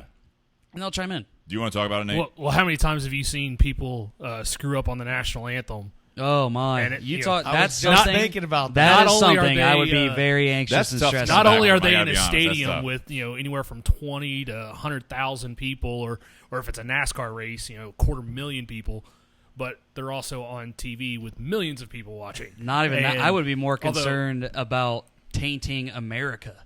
Like, you mess Yeah, up the that's an Star Spangled important Banner, song. which is, I mean, That's a an lot of important times you song. got a Is it? teleprompter. I'll tell But you if what, you mess up those lyrics, people think These you're day and un-American. age, yeah. my favorite one when it comes to the national anthem, there was I think it was about a 12-year-old girl, got real nervous, froze early on, and the head coach for the Portland Trailblazers actually walked over, and he's a former player, one of my stepdad's favorite players, and actually walked over, put his arm around her, and sang the national anthem with her. It's awesome. And then she just nailed it the rest of the way. Well, that goes into with AJ saying that earlier about the fact that it's like you compliment, you bring it down to a human level. Absolutely. Because people are going to mess up. And I wanted to go back to that real quick, and we can move past that. But one of the things I liked about what you said, and it really kind of has resonated with me, is that when you're in that kind of like trade show, or that people, like, there's a lot of other booths there at some of these things, and they're just walking by. The people in the audience sometimes, and even, like, again, going back to a job interview, going out to the bars, performing, people coming into the store, at Tinderbox or whatever it might be, or at Supzilla or wherever you're at, they're not always comfortable with it too. So by being the person that portrays a level of, not necessarily, there's a level of confidence, but a level of, like, hey, we're both here. We're both people. Mm-hmm. You know what I mean? You start a conversation. They would walk by you. They probably walked by 10 booths before you. They probably have been in several bars where there's live music, and they never have connected. They almost like they're there to just drink by themselves or with their friends and everything like that. But if you actually are the one that takes that first step, even though you think that all eyes are on you, they may be feeling the same way. Especially in your instance, AJ, where you're sitting there and you're trying to sell your coffee and everything like that, and there's the typical response, or you go in there and you're like, hey, how you doing today? Have you tried our coffee yet? And they just keep walking by. Yeah, you can't That's bullshit. start it with that. That's bullshit. That's a salesman. That's a sales pitch. sleazy car salesman. It's rehearsed. You don't want to do You're that. sleazy in different ways, Yeah, but but not like that, no. which I like about you. But I'm really glad you mentioned trade shows, because it jogged one of my favorite memories, actually. So we were very fortunate, Jennings Java, we went down to the Cincinnati Coffee Festival. Completely unknown going down there. We're a Columbus coffee company going down to Cincinnati. No one knows who we are. We set up, and the way Daniel and I are talking and communicating with people and things like that, all of a sudden we've built a little bit of a crowd. But there's 20 other coffee vendors here that and I tried them, all sold just as good a coffee. Fantastic coffee scene. Almost as good a coffee. No, I'll be humble about it. It was great coffee. I won't be for you. What got us what I personally feel got us the second place in the People's Choice. So out of 20-something coffee vendors, we were the second favorite coffee vendor. And one of the instances I distinctly remember is there was probably 15 people around our booth, not necessarily paying attention, kind of like Angelo with his gigs. Not all his gigs. Not all of his gigs. I pay attention at his Some gigs. of them. But all of a sudden, I explained to him, I was like, our Golden's Espresso, it's going to be that kind of coffee. It's a little darker, kind of reaches down and kind of touches the soul. It's kind of like a sit by a fire, wrap up in a blanket, have a cup of coffee. Every single head turned. Every single head wanted a sample of it because you make that connection. Absolutely. And you build an image and a picture in their minds. Yeah, too. exactly. And you You're connect relating with to them, people. and they realize that you like fires and blankets just as much as they like fires and blankets and coffee, for that matter. Hopefully. For your But yeah, exactly. Yeah. But no, absolutely. It all gets back to, connections and being passionate about what you do and treating people like people. Yeah. And I want to comment here before I move on to another point here. But so now we have LJ talking, and this is what I like about it. So again, if you're on the audio right now, and I know I say this a lot, but I won't get away from this. If you are available on Wednesday nights, soon to be Thursday nights or Wednesdays, stay tuned on what we're trying to do here. But it's actually great to listen to the conversation, because now we have a conversation going on in the background, which I love, because this is what it's all about: is the cigar community, the bourbon community. It's about getting people together, the whole garage feel about all this. So LJ is asking, I will start teaching this year, and I'm nervous about being in front of the students and having a, quote, stick foot in mouth moment, but that is life. A little bit of fear and anxiety can keep a person grounded. The difficult part is not to let the fear overtake you to the point of freezing. And now he's asking Amber how many students are in your class, and I think they're going to talk for a while. So I don't know if you guys are going to keep listening to us or just talk. Whichever you guys want to do, that's fine. But I think it's fantastic. I kind of want to say he brings up a good point, because I see there's a level when you're looking at this, guys, is that there's a level of conflict. There's like that inner struggle. And I keep going back, I guess, to the whole part of it of the motivation and the reason that you're in that situation, right? You have your own agenda of why you're there, and everyone else around you, whether, again, it's on stage, it's in a business setting, you're in a job interview, you're in a personal relationship. When you're having these conversations, we talked about it again last week a bit about being in control and what the topic and concept of control is. You can only control your side of it. Really, you don't really have necessarily control. There's levels of manipulation, both good and bad, of trying to get people on the same page as you. But when you're dealing with this, and when all eyes are on you, remember that other person, even if they're the one that's running the interview, or they're the one that's in the crowd, or they're the one that's hiring you to perform, it's up to you to do what you've set yourself out to do. There's a lot of preparation in there. So one of the things that I'll kind of tie some concepts in here, but the conflict, the inner struggle of having that anxious side of it, or worrying that you're going to freeze, that stick foot in mouth type mentality. We've already addressed it at a little point from some of our audience members, which I love. But there's that importance of everyone is there for either the same reason, a different reason, but everyone's got their own personal agenda. But the real important factor, in my opinion, in all these situations is that everyone's there. And like, again, AJ, you're saying people are walking through your farmer's market, or you're going into a restaurant. They're serving coffee. You sell coffee. You were talking about it, Angelo, earlier, is that, people coming in the Supzilla store, it's like you're not necessarily to sell them, but you actually are. Yeah, everyone is entering into this social agreement of, like, we're all here for a somewhat agreed upon point. Yeah, but this is why I feel like retail will never die. And like, people are always worried Amazon's going to take over. There's no reason to go to Best Buy. There's no reason to go to GNC, Supzilla. You can just buy everything online. Right. I feel like a lot of people out there still want that human interaction, and you can't get a personal conversation and shake hands and make contact with somebody and learn anything else outside of whatever the sales pitch is on that website without talking to people. So, complete side point, but still relevant with what you're saying. I actually specifically avoid all of those automatic check cashing machines at the banks, and I don't care if you go to teller, I don't care if there's 5 or 6 people in line. I want that personal interaction. I want that personal connection. Let's talk. How's your day? How's my day? All that good stuff. And in the end, it ends up with the same goal, but I leave feeling better, and I hope that they have a great rest of their day. And I don't know about you, I almost feel somewhat responsible being a more outgoing person. Maybe not crazy outgoing, but with work and my personality, I have no problem stopping and talking to anybody at any time. Everyone's got places to go, things to do. Yeah. But you avoid me every time I'm in there. That's because he knows you. Yeah, it's because I know you. But and he knows I'll be back. But I almost feel responsible as a person who's comfortable sparking conversations with strangers that we should do something along those lines consistently, because those people are almost waiting on you to do that.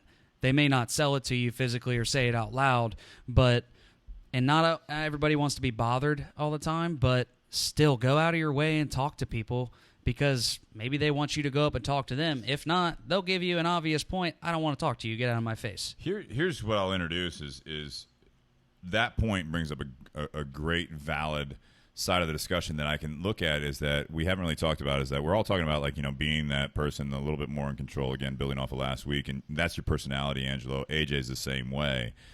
But he's worse. He's worse. No. So outgoing people, that's one type of personality, right? Small sect of people. Here's where the in my opinion, where you really you flip the script in a sense, with the all eyes on you, again, realizing that you have eyes to put on that person as well. And one of the things I really actually enjoy when it comes to interacting with other people, even if you're the one that is being looked at, is the fact that you have the opportunity that you can come out your initial personality. There's that natural and there's the adapted personality. And if both are in that outgoing type of thing, as far as your personality, Angelo, and AJ as well, sometimes you have to actually stay in control of the situation, and that's where you actually get past that inner struggle, the conflict, the anxiousness, is start directing your eyes on them.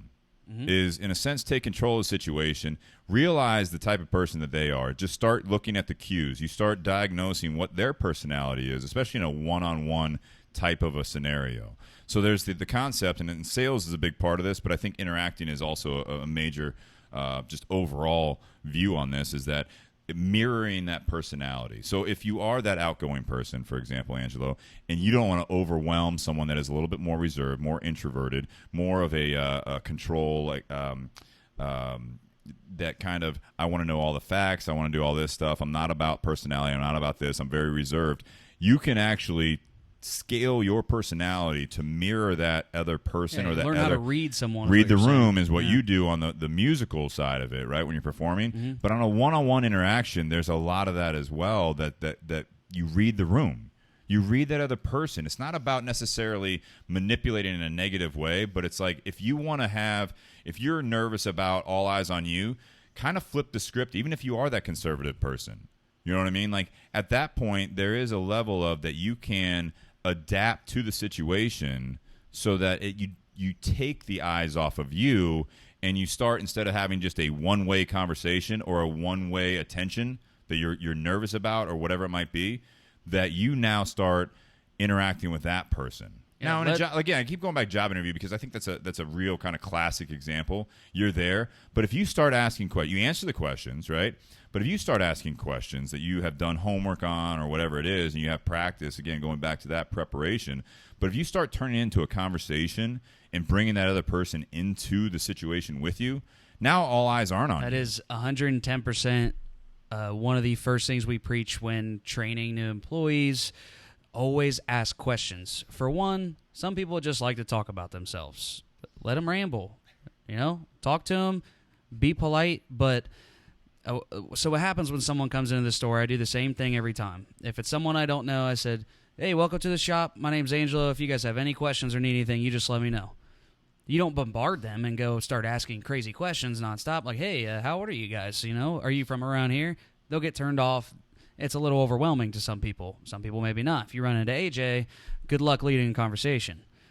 I'll get you hook, line, and sinker every time. I love interacting and shutting down AJ. Yeah, it's great. But honestly, it's so awkward and fun. We've gotten to the point now, guys, when I go into the tender box and Steve's working, you come in blazing. You come in like it's usually a couple of expletives from Steve. I leave with a cigar crying.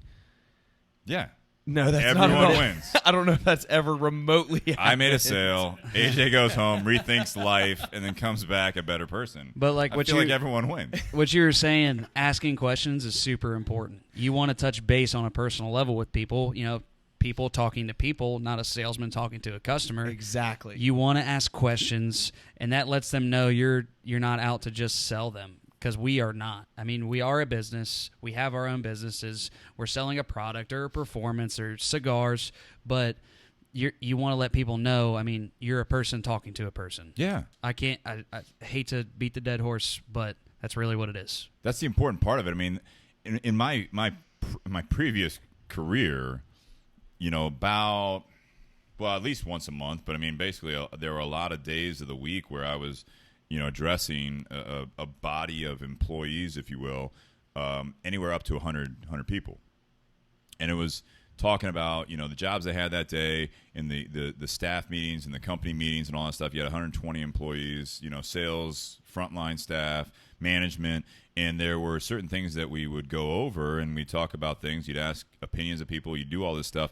And I remember there was time that I was more comfortable with that because it was just kind of, there was the knowledge there. So the preparation was there, right? That makes things a lot easier. You ask for a request, and you only know 5 songs. You're like, hey, I'm going to take a request. And you're like, they say some things, and you're like, I don't know that one. Any others? And they're like, yeah, how about this? And you're like, yeah, I don't know that one either. And it's like, well, I know these 5 songs. Does anyone want to hear these? That's not... not how you want to go You can kill those songs, but if you've got like a 2-hour set, you're going to be struggling. You can't play the same 5 songs for 2 hours? Some people probably could. Change the words, I've played same chords. a 12 to 13 song set list for the course of 3 hours before. That's impressive. I'd have never hired you back. I was probably 14, and the band had canceled a gig short notice, and he was like, someone's got to play, man. And I said, oh, well, I guess. I mean, I guess we'll come out. But the thing is, you make it a whole experience in talking to people, talking in between songs, learn very long songs. Learn very long songs. Play Freebird 10 times, whatever you got to do. I don't know if you guys heard this before, but it's Freebird, even though I've already sang it 3 times. Number one tip. And everyone still screams, and there's always that guy in the back yelling for it. There is always one guy that says Freebird, and then he does that, which is what Nate is doing. He's holding a lighter in the air, waving it back and forth. I'll say this, though, like in my business career, there was 2 sides of it. What I was kind of getting at is that when it comes to a purpose, and I know what it is, and I have the knowledge and all this stuff, and I know the people, in a sense, you know what I mean? Whether I know them on a personal level or just like we're all in the same goal here, and you're in the same business, you're in the same company, you know, all this stuff. This is why we're doing it, and you're not going to reach everyone, which is another point that we should talk about.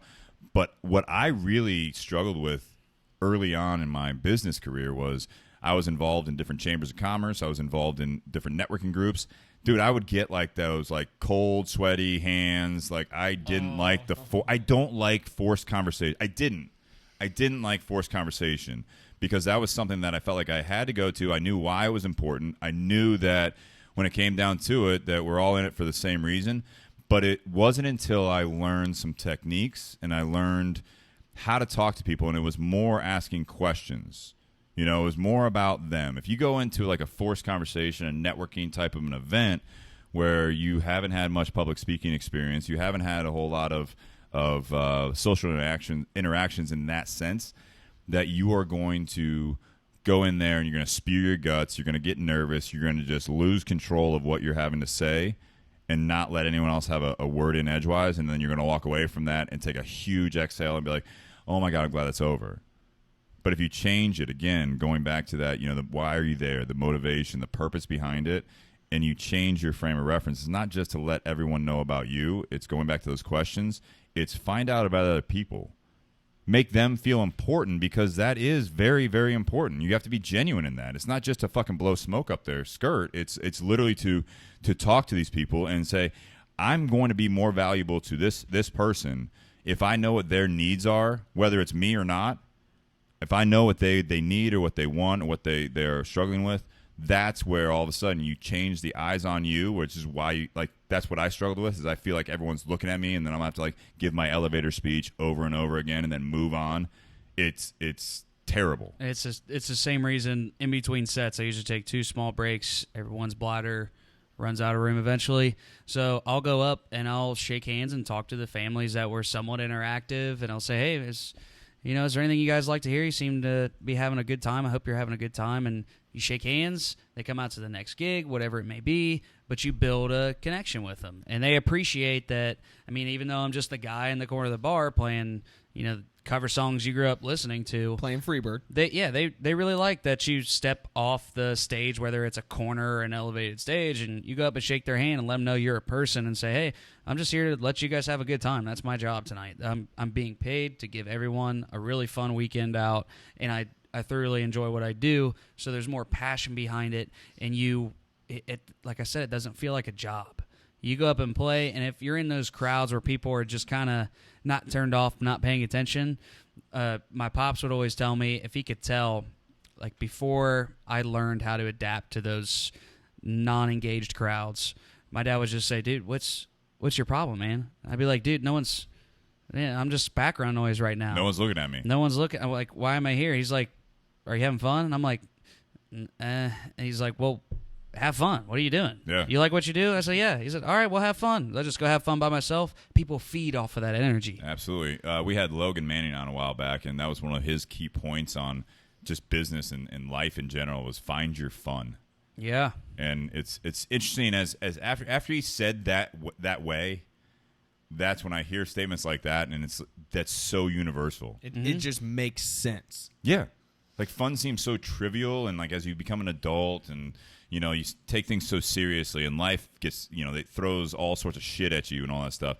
It's constantly trying to work with what's thrown at you and what the situation is. But if you can continue to find your fun, your mindset is what your dad was clearly trying to say, and that's such a valuable lesson that it's find your fun, take control of the situation, and you said it. I mean, I had it in my notes here is that have a good time with yourself.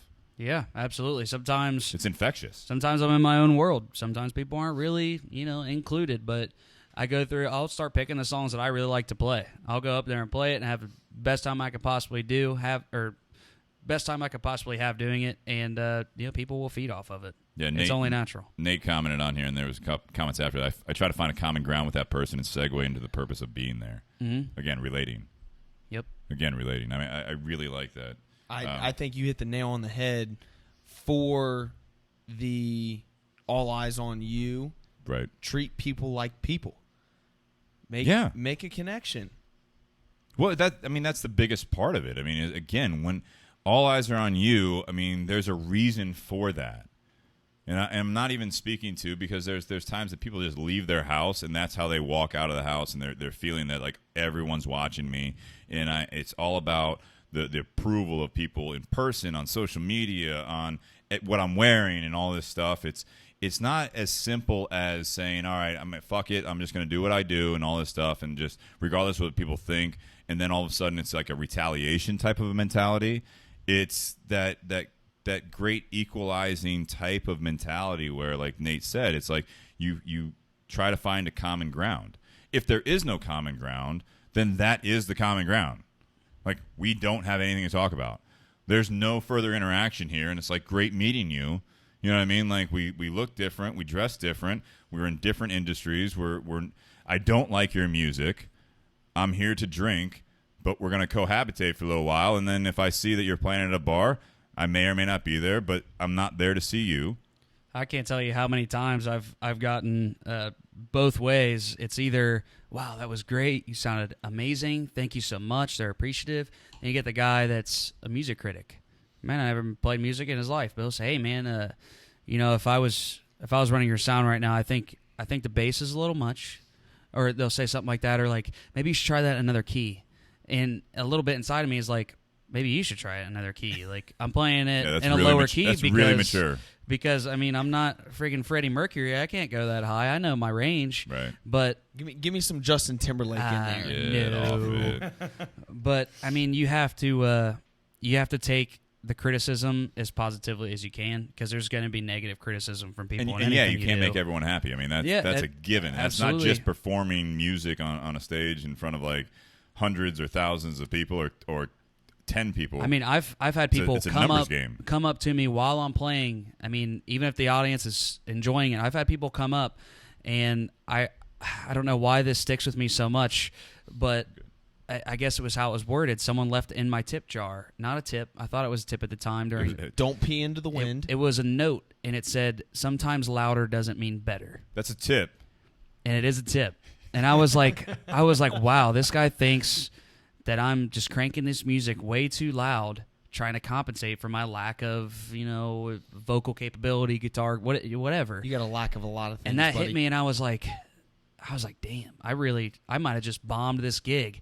But did you just say something I missed in conversation? No. Yeah, Background noises. No, keep going. But anyways, There's a barking spider. Yeah, a couple minutes later, someone came up and said, "Hey, I saw you reading that note and staring at it. Is everything okay?" Because I must have had a look on my face of just pure, utter disappointment. And I was about 15, so I was probably not taking criticism as well. Super mature at that age. It's very mature. Like, open to all criticism. Yeah, very well acknowledged. And No hormone changes. She goes, "Hey, at all. Hey, that Rocket Man you did was super awesome, by the way." And I was just like, "Oh, well, somebody enjoyed my music. That's all that matters." You made a connection to one person. One person enjoyed it. Everybody else hated it in the bar. I probably won't get booked there again. But at least, that one person took something good away from it. But again, I mean, so I'm going to assume here, the next gig you did, right?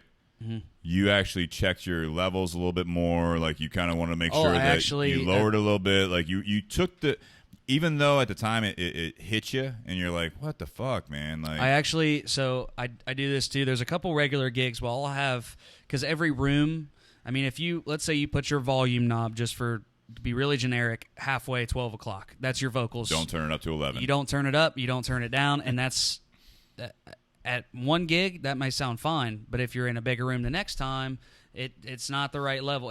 The atmosphere changes everything, especially outdoors versus indoors. Can ramble about that. But so at Hales Ales on Friday, I actually have a small little duct tape marker on the back of my speaker to where I know this is where the sound is right for this place. Now, do you do sound checks a lot? Not really. It's really, I'll play some music, I'll crank it, I'll go to the back room, see if it's loud enough. That's obviously different than the vocals and guitar, but what I'll do now after that gig, after that happened, I'll go up to the bar owners if I don't know them or if I do, and I'll say, hey, if anything's too loud or too quiet, you let me know. I'll adjust to it. If you get any complaints, let me know.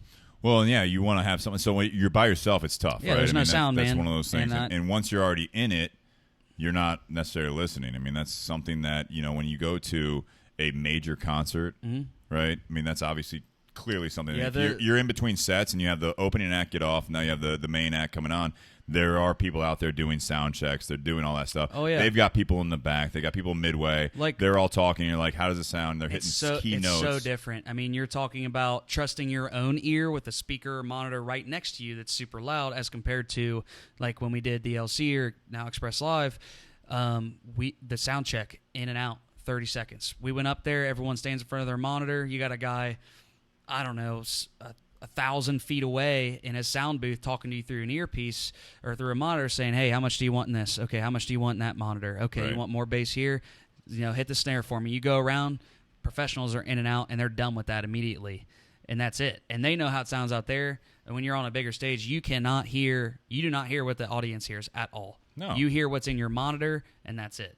Well, so you just have to trust the sound guy. Since the last time you guys were on here, I mean, AJ says, hey, 7:15, all right. And I said, how about 7? And he's like, damn, you're moving it up on me, the recording. And I was like, no, actually, with all this new stuff, it's the same thing. Nate's been gracious enough to take on the producer style role of this. Dustin's not here this week to do the other side of it, but it's like he's been helping out with the sound. It's like if we just hit record and we've got sound going into the video side, we've got it going into the GarageBand for the audio side, and we do a 2-hour podcast and we're like, man, that was fucking killer content.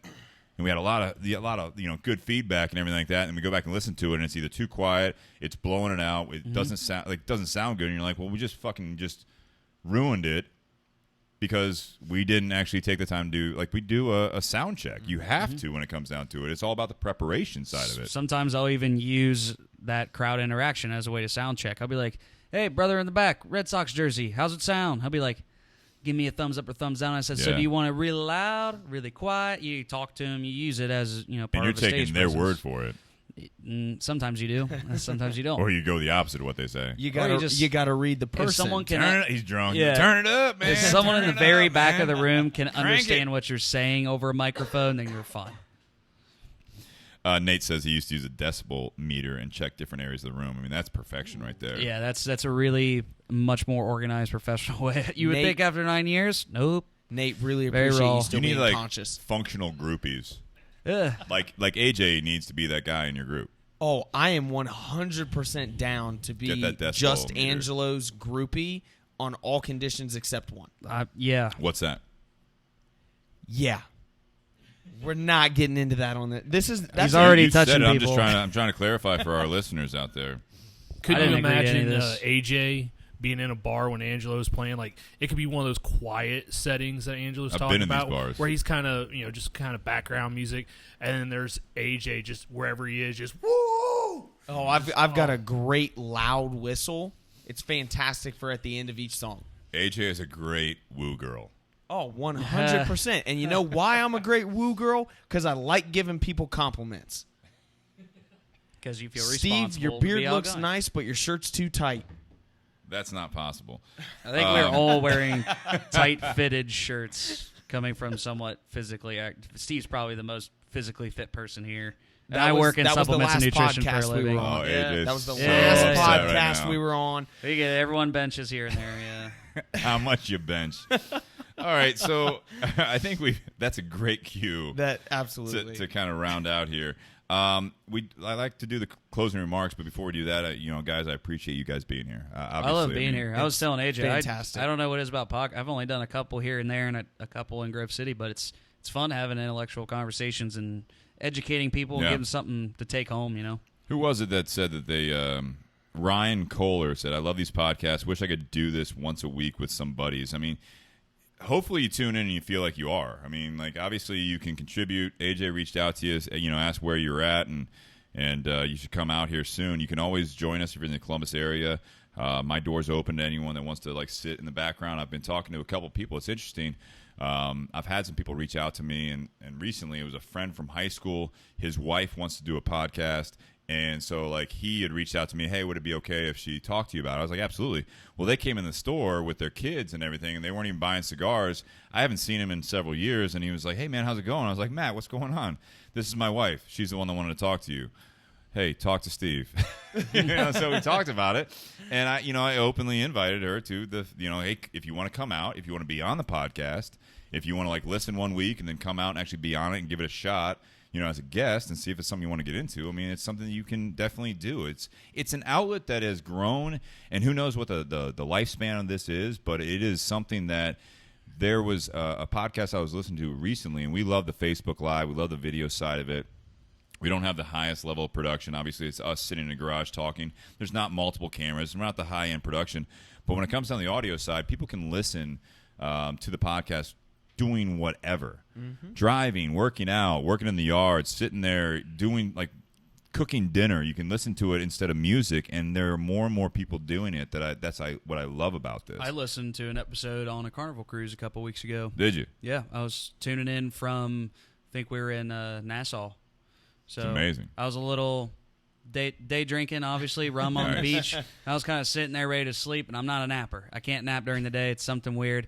So I just turned on the Bourbon and BS podcast, wasn't watching it, put my headphones on, chilled on a beach chair for the rest of the day. He's like typing into a keyboard that's not connected to anything. No, He's like, I wonder if they have anything to say about this. And this was like 3 weeks ago. Yeah, absolutely. I know for me personally, just like what you were saying, every time I come on here, and again, thank you so much for having us. We love coming on here. I personally love coming on here.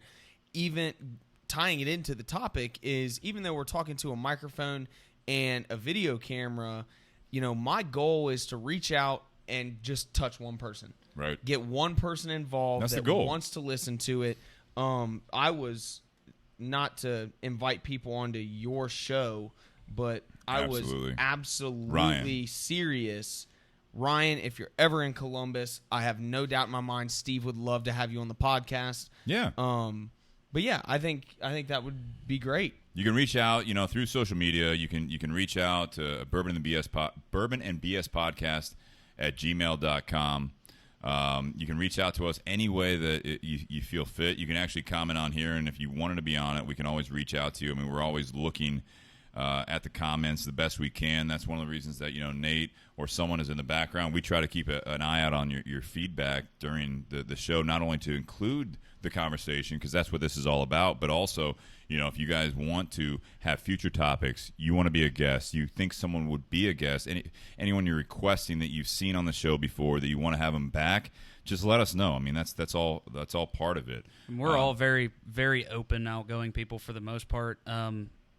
If you guys ever feel the need to reach out to us, if we can help elaborate on anything we talked about that maybe we missed. That's huge. That's amazing. Angelo_Subzilla on Instagram. Message me on there. Don't comment on a picture. Message me. Get my number. We'll talk about it. Same with the Coffee Viking. _Coffee Viking. That's me. And Steve Crane. Stephen W. Crane. Stephen W. Oh, that's or classy. Bourbon and BS podcast, or Tinderbox Easton, or BS Cigar Company. Point being, reach out. I'm happy to answer any questions. I mean, I hate when people make the excuse, I'm too busy. Well, what are you too busy? You can't just have one small conversation with someone. 2 minutes is 2 all minutes. it takes to send a message, send a text, reach out to us. We would love to get back to you. I had this guy reach out to me. It's interesting. We're going to close it out here in a minute, but You think we are? No, we're definitely going to. But I had this guy reach out to me recently, and it was one of those like random like, hey, how's it going type thing. Mm-hmm. And most of the time it's like some like couple initials and a bunch of numbers, and it's like I click on the one request on like Instagram, and it's like 0 followers, 0 posts, 0 blah blah blah, and it's like some like robot like ass in a thong, and you're like, no, like this deleted. AJ probably comments on it, but because he likes to talk to everyone. But I had this guy actually reach out to me, like, what's going on and all this stuff, and I looked at it and I was like, what? So a couple days later I responded, I was like, not much, what's going on? Like, because I looked at it and he's got, he's not following a ton of people, he's got a couple hundred followers, and I'm looking at it and it's like this, super dad, it looks like he's into investing, he's, trying to be this positive mindset. So I don't know if he found my links through like, my profile through some hashtags or whatever it is, or the different pages. But we just kind of started talking kind of passively, and he told me, he's like, I've gone through some life changes recently, and I know it sounds really weird, but I'm actually just reaching out to people trying to expand my network all over the world. And maybe he has ulterior motives. Like when I told Liz that, she's like, yeah, you should just tell him to fuck off. And I'm like, I'm not going to like give him my social, or I'm not going to like be like, oh, that sounds like a great investment. But just you need got a to credit card respect number a little bit. You can't score if you don't shoot. Well, that's the whole thing. It's one of those things. It could just literally be someone out there that's going through a hard time, and maybe he listened to a podcast. Maybe he's seen some posts, and he's just like, dude, this guy seems kind of like me, and he has a couple kids in the pictures and all this stuff, and you're like, you're not trying to necessarily catfish me, and if you have ulterior motives, I'm going to shut it down. But like, I've got some spare time. You send a message or whatever and be like, hey, man, sounds like, everything's going well. Like, you support these people. That's the age we're in. If you want to be a part of that. If you don't, then put it on private and shut it down. That's fine. But it's interesting that that's what this whole community is all about as far as reaching out, and that's what you're saying. Like, and AJ said, it takes 2 minutes. You don't know who you're going to impact, or if you're ever going to meet someone that you're talking to necessarily. I'm not saying talk to everyone online and just lose your reality, but there is a sense of doing this type of thing, getting out there in front of people and trying to encourage this type of behavior as far as we're all in it together. And there's always a life topic. There's always a cigar to smoke if you like cigars. There's new ones to try. There's always a bourbon or whiskey to drink with some friends or people out there that you're trying to say, hey, this is really good, you should try it. You never know the person's situation. Yeah, it's got to be human. Like, I not to ramble off too much before we close, but I noticed, I heard a comedian use it in a bit he was doing. Women are always looking out for other women. You don't even have to know that person. You're in a bar, you see a girl struggling, she's like, oh, I got you, girl, hold your hair. Yeah. Do you ever see you see a guy do that? He's over drinking, he's throwing up on the dance floor. You're pointing and laughing at him with your other buddies. Yeah. So it's I don't know if it's a gender thing or what. It definitely is to an extent. But my point being, like, don't be afraid to reach out. And outgoing people out there like ourselves, reach out, make conversation. Yeah. It's the worst that could happen. Someone says, F off. Okay, all right, see you later, man. Hope you have a good day. I would say my closing remark to wrap it in. Let's get the good move. All eyes on you. I guess at its core would be go out of your way to compliment people. Be nice. That's amazing. Make the simple connections. Tell someone they've got nice hair. Tell someone you like their earrings. Tell someone you like their shirt. People wear a lot of clothes. There's got to be something that you like. But no, seriously, go out of your way to be nice. Go out of your way to compliment them. That's going to get you out of the comfort zone of, oh my gosh, I don't want to talk to them. And then all of a sudden, it's going to be a lot easier for you to talk to people. And then on top of that, you're making someone else's day that might be having a crummy day. You just told them that you like the shoes they're wearing. Now all of a sudden they feel like they're on cloud 9. So that's my closing remarks. Go out of your way to compliment people and be nice. I like that. Angelo, what do you got? For me, I would say, closing remark-wise, I don't want to steal that guy's line, say, find your fun. I'll spin off of it. No, I mean, steal it. I mean, that's why he said it. That's a lot of what he's, whoever that is, I got to shake his hand. Because you like Logan a lot, man. I like Logan already. I don't even know him. But find your fun. Be passionate about what you do. Sometimes your passion can't always be a career. It's not always the case, but still find something you can enjoy doing and share it with people and ask questions. Whether you're the speaker to the audience or the audience, reach out and ask questions to people. It's the only way you're going to reach them on a personal level outside of just rambling about yourself or your business. Be personable and treat people like people. Yeah, I like that. I mean, it's something that when you're looking at, all eyes on you. And before I say my closing remarks, I want to thank again the sponsors. It's we talk about this.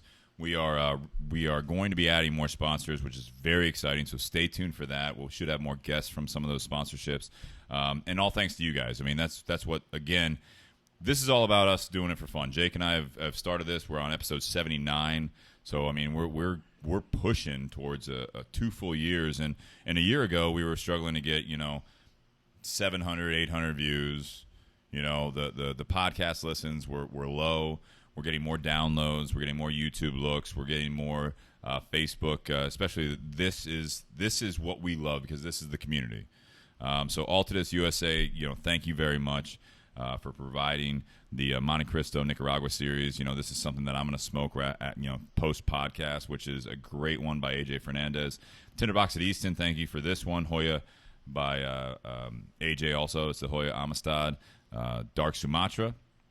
And then also BS Cigar Company. Thanks for sticking with us. That's something that I'm involved in. It's something that Brian's involved in on both the Tinderbox side and also with the BS Silver that we have currently, and the Gold's coming back out that we're working on pretty diligently. And I want to say that it's something that this is really, when you look at the All Eyes on You, I think we've covered it quite a bit, and that's what I'll kind of close it out at, is turn the eyes off of you and get involved in the situation. That's the way you relieve that stress, in my opinion, if you have the capability. And sometimes you do have to practice. Mm-hmm. I go back to Angelo because it's such a practical thing. Like, you can't just be like, hey, here's a guitar, here's a microphone. I've never played music or sang in front of a group of people. I feel like doing it. And practice is easier when you're passionate about what you're doing. Passion is great. You made a point that sometimes you can't always do for a living what is your passion. That's okay. If I'm not in the cigar industry, if I'm not, I still would be doing this podcast, especially now. I would, like, years ago, I would have never done this.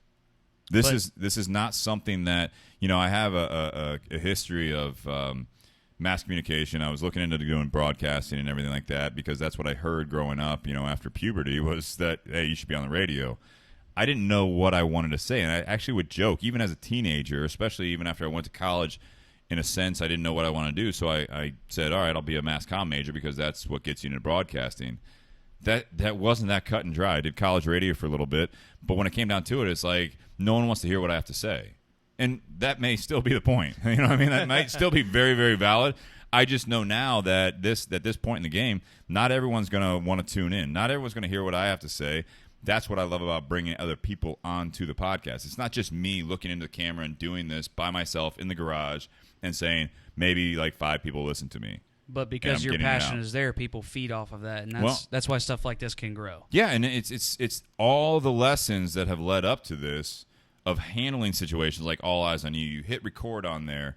I know that you can't just get into it and say, all right, we're going to hit record and we're going to start talking and we'll just figure it out. No, there's preparation that goes into that so that when you hit record, you have the right people here, you have the right cigars, you have the bourbon. We're hitting those passions that are also pretty much passions of most of the people that are on the podcast and most of the people that are listening.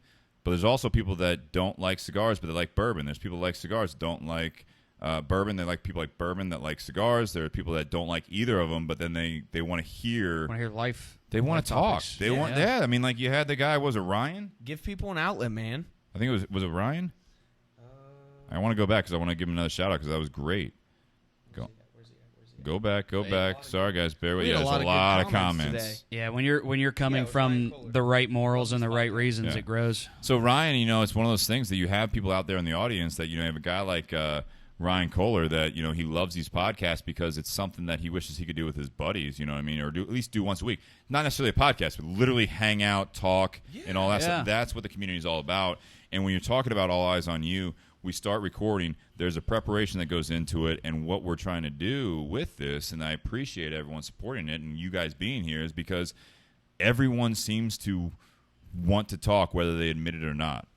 Everyone is going through something. Everyone, All Eyes on You, everyone has struggled with that. That's why I love what you guys do because of the fact that you guys do the podcast and you Facebook Live it.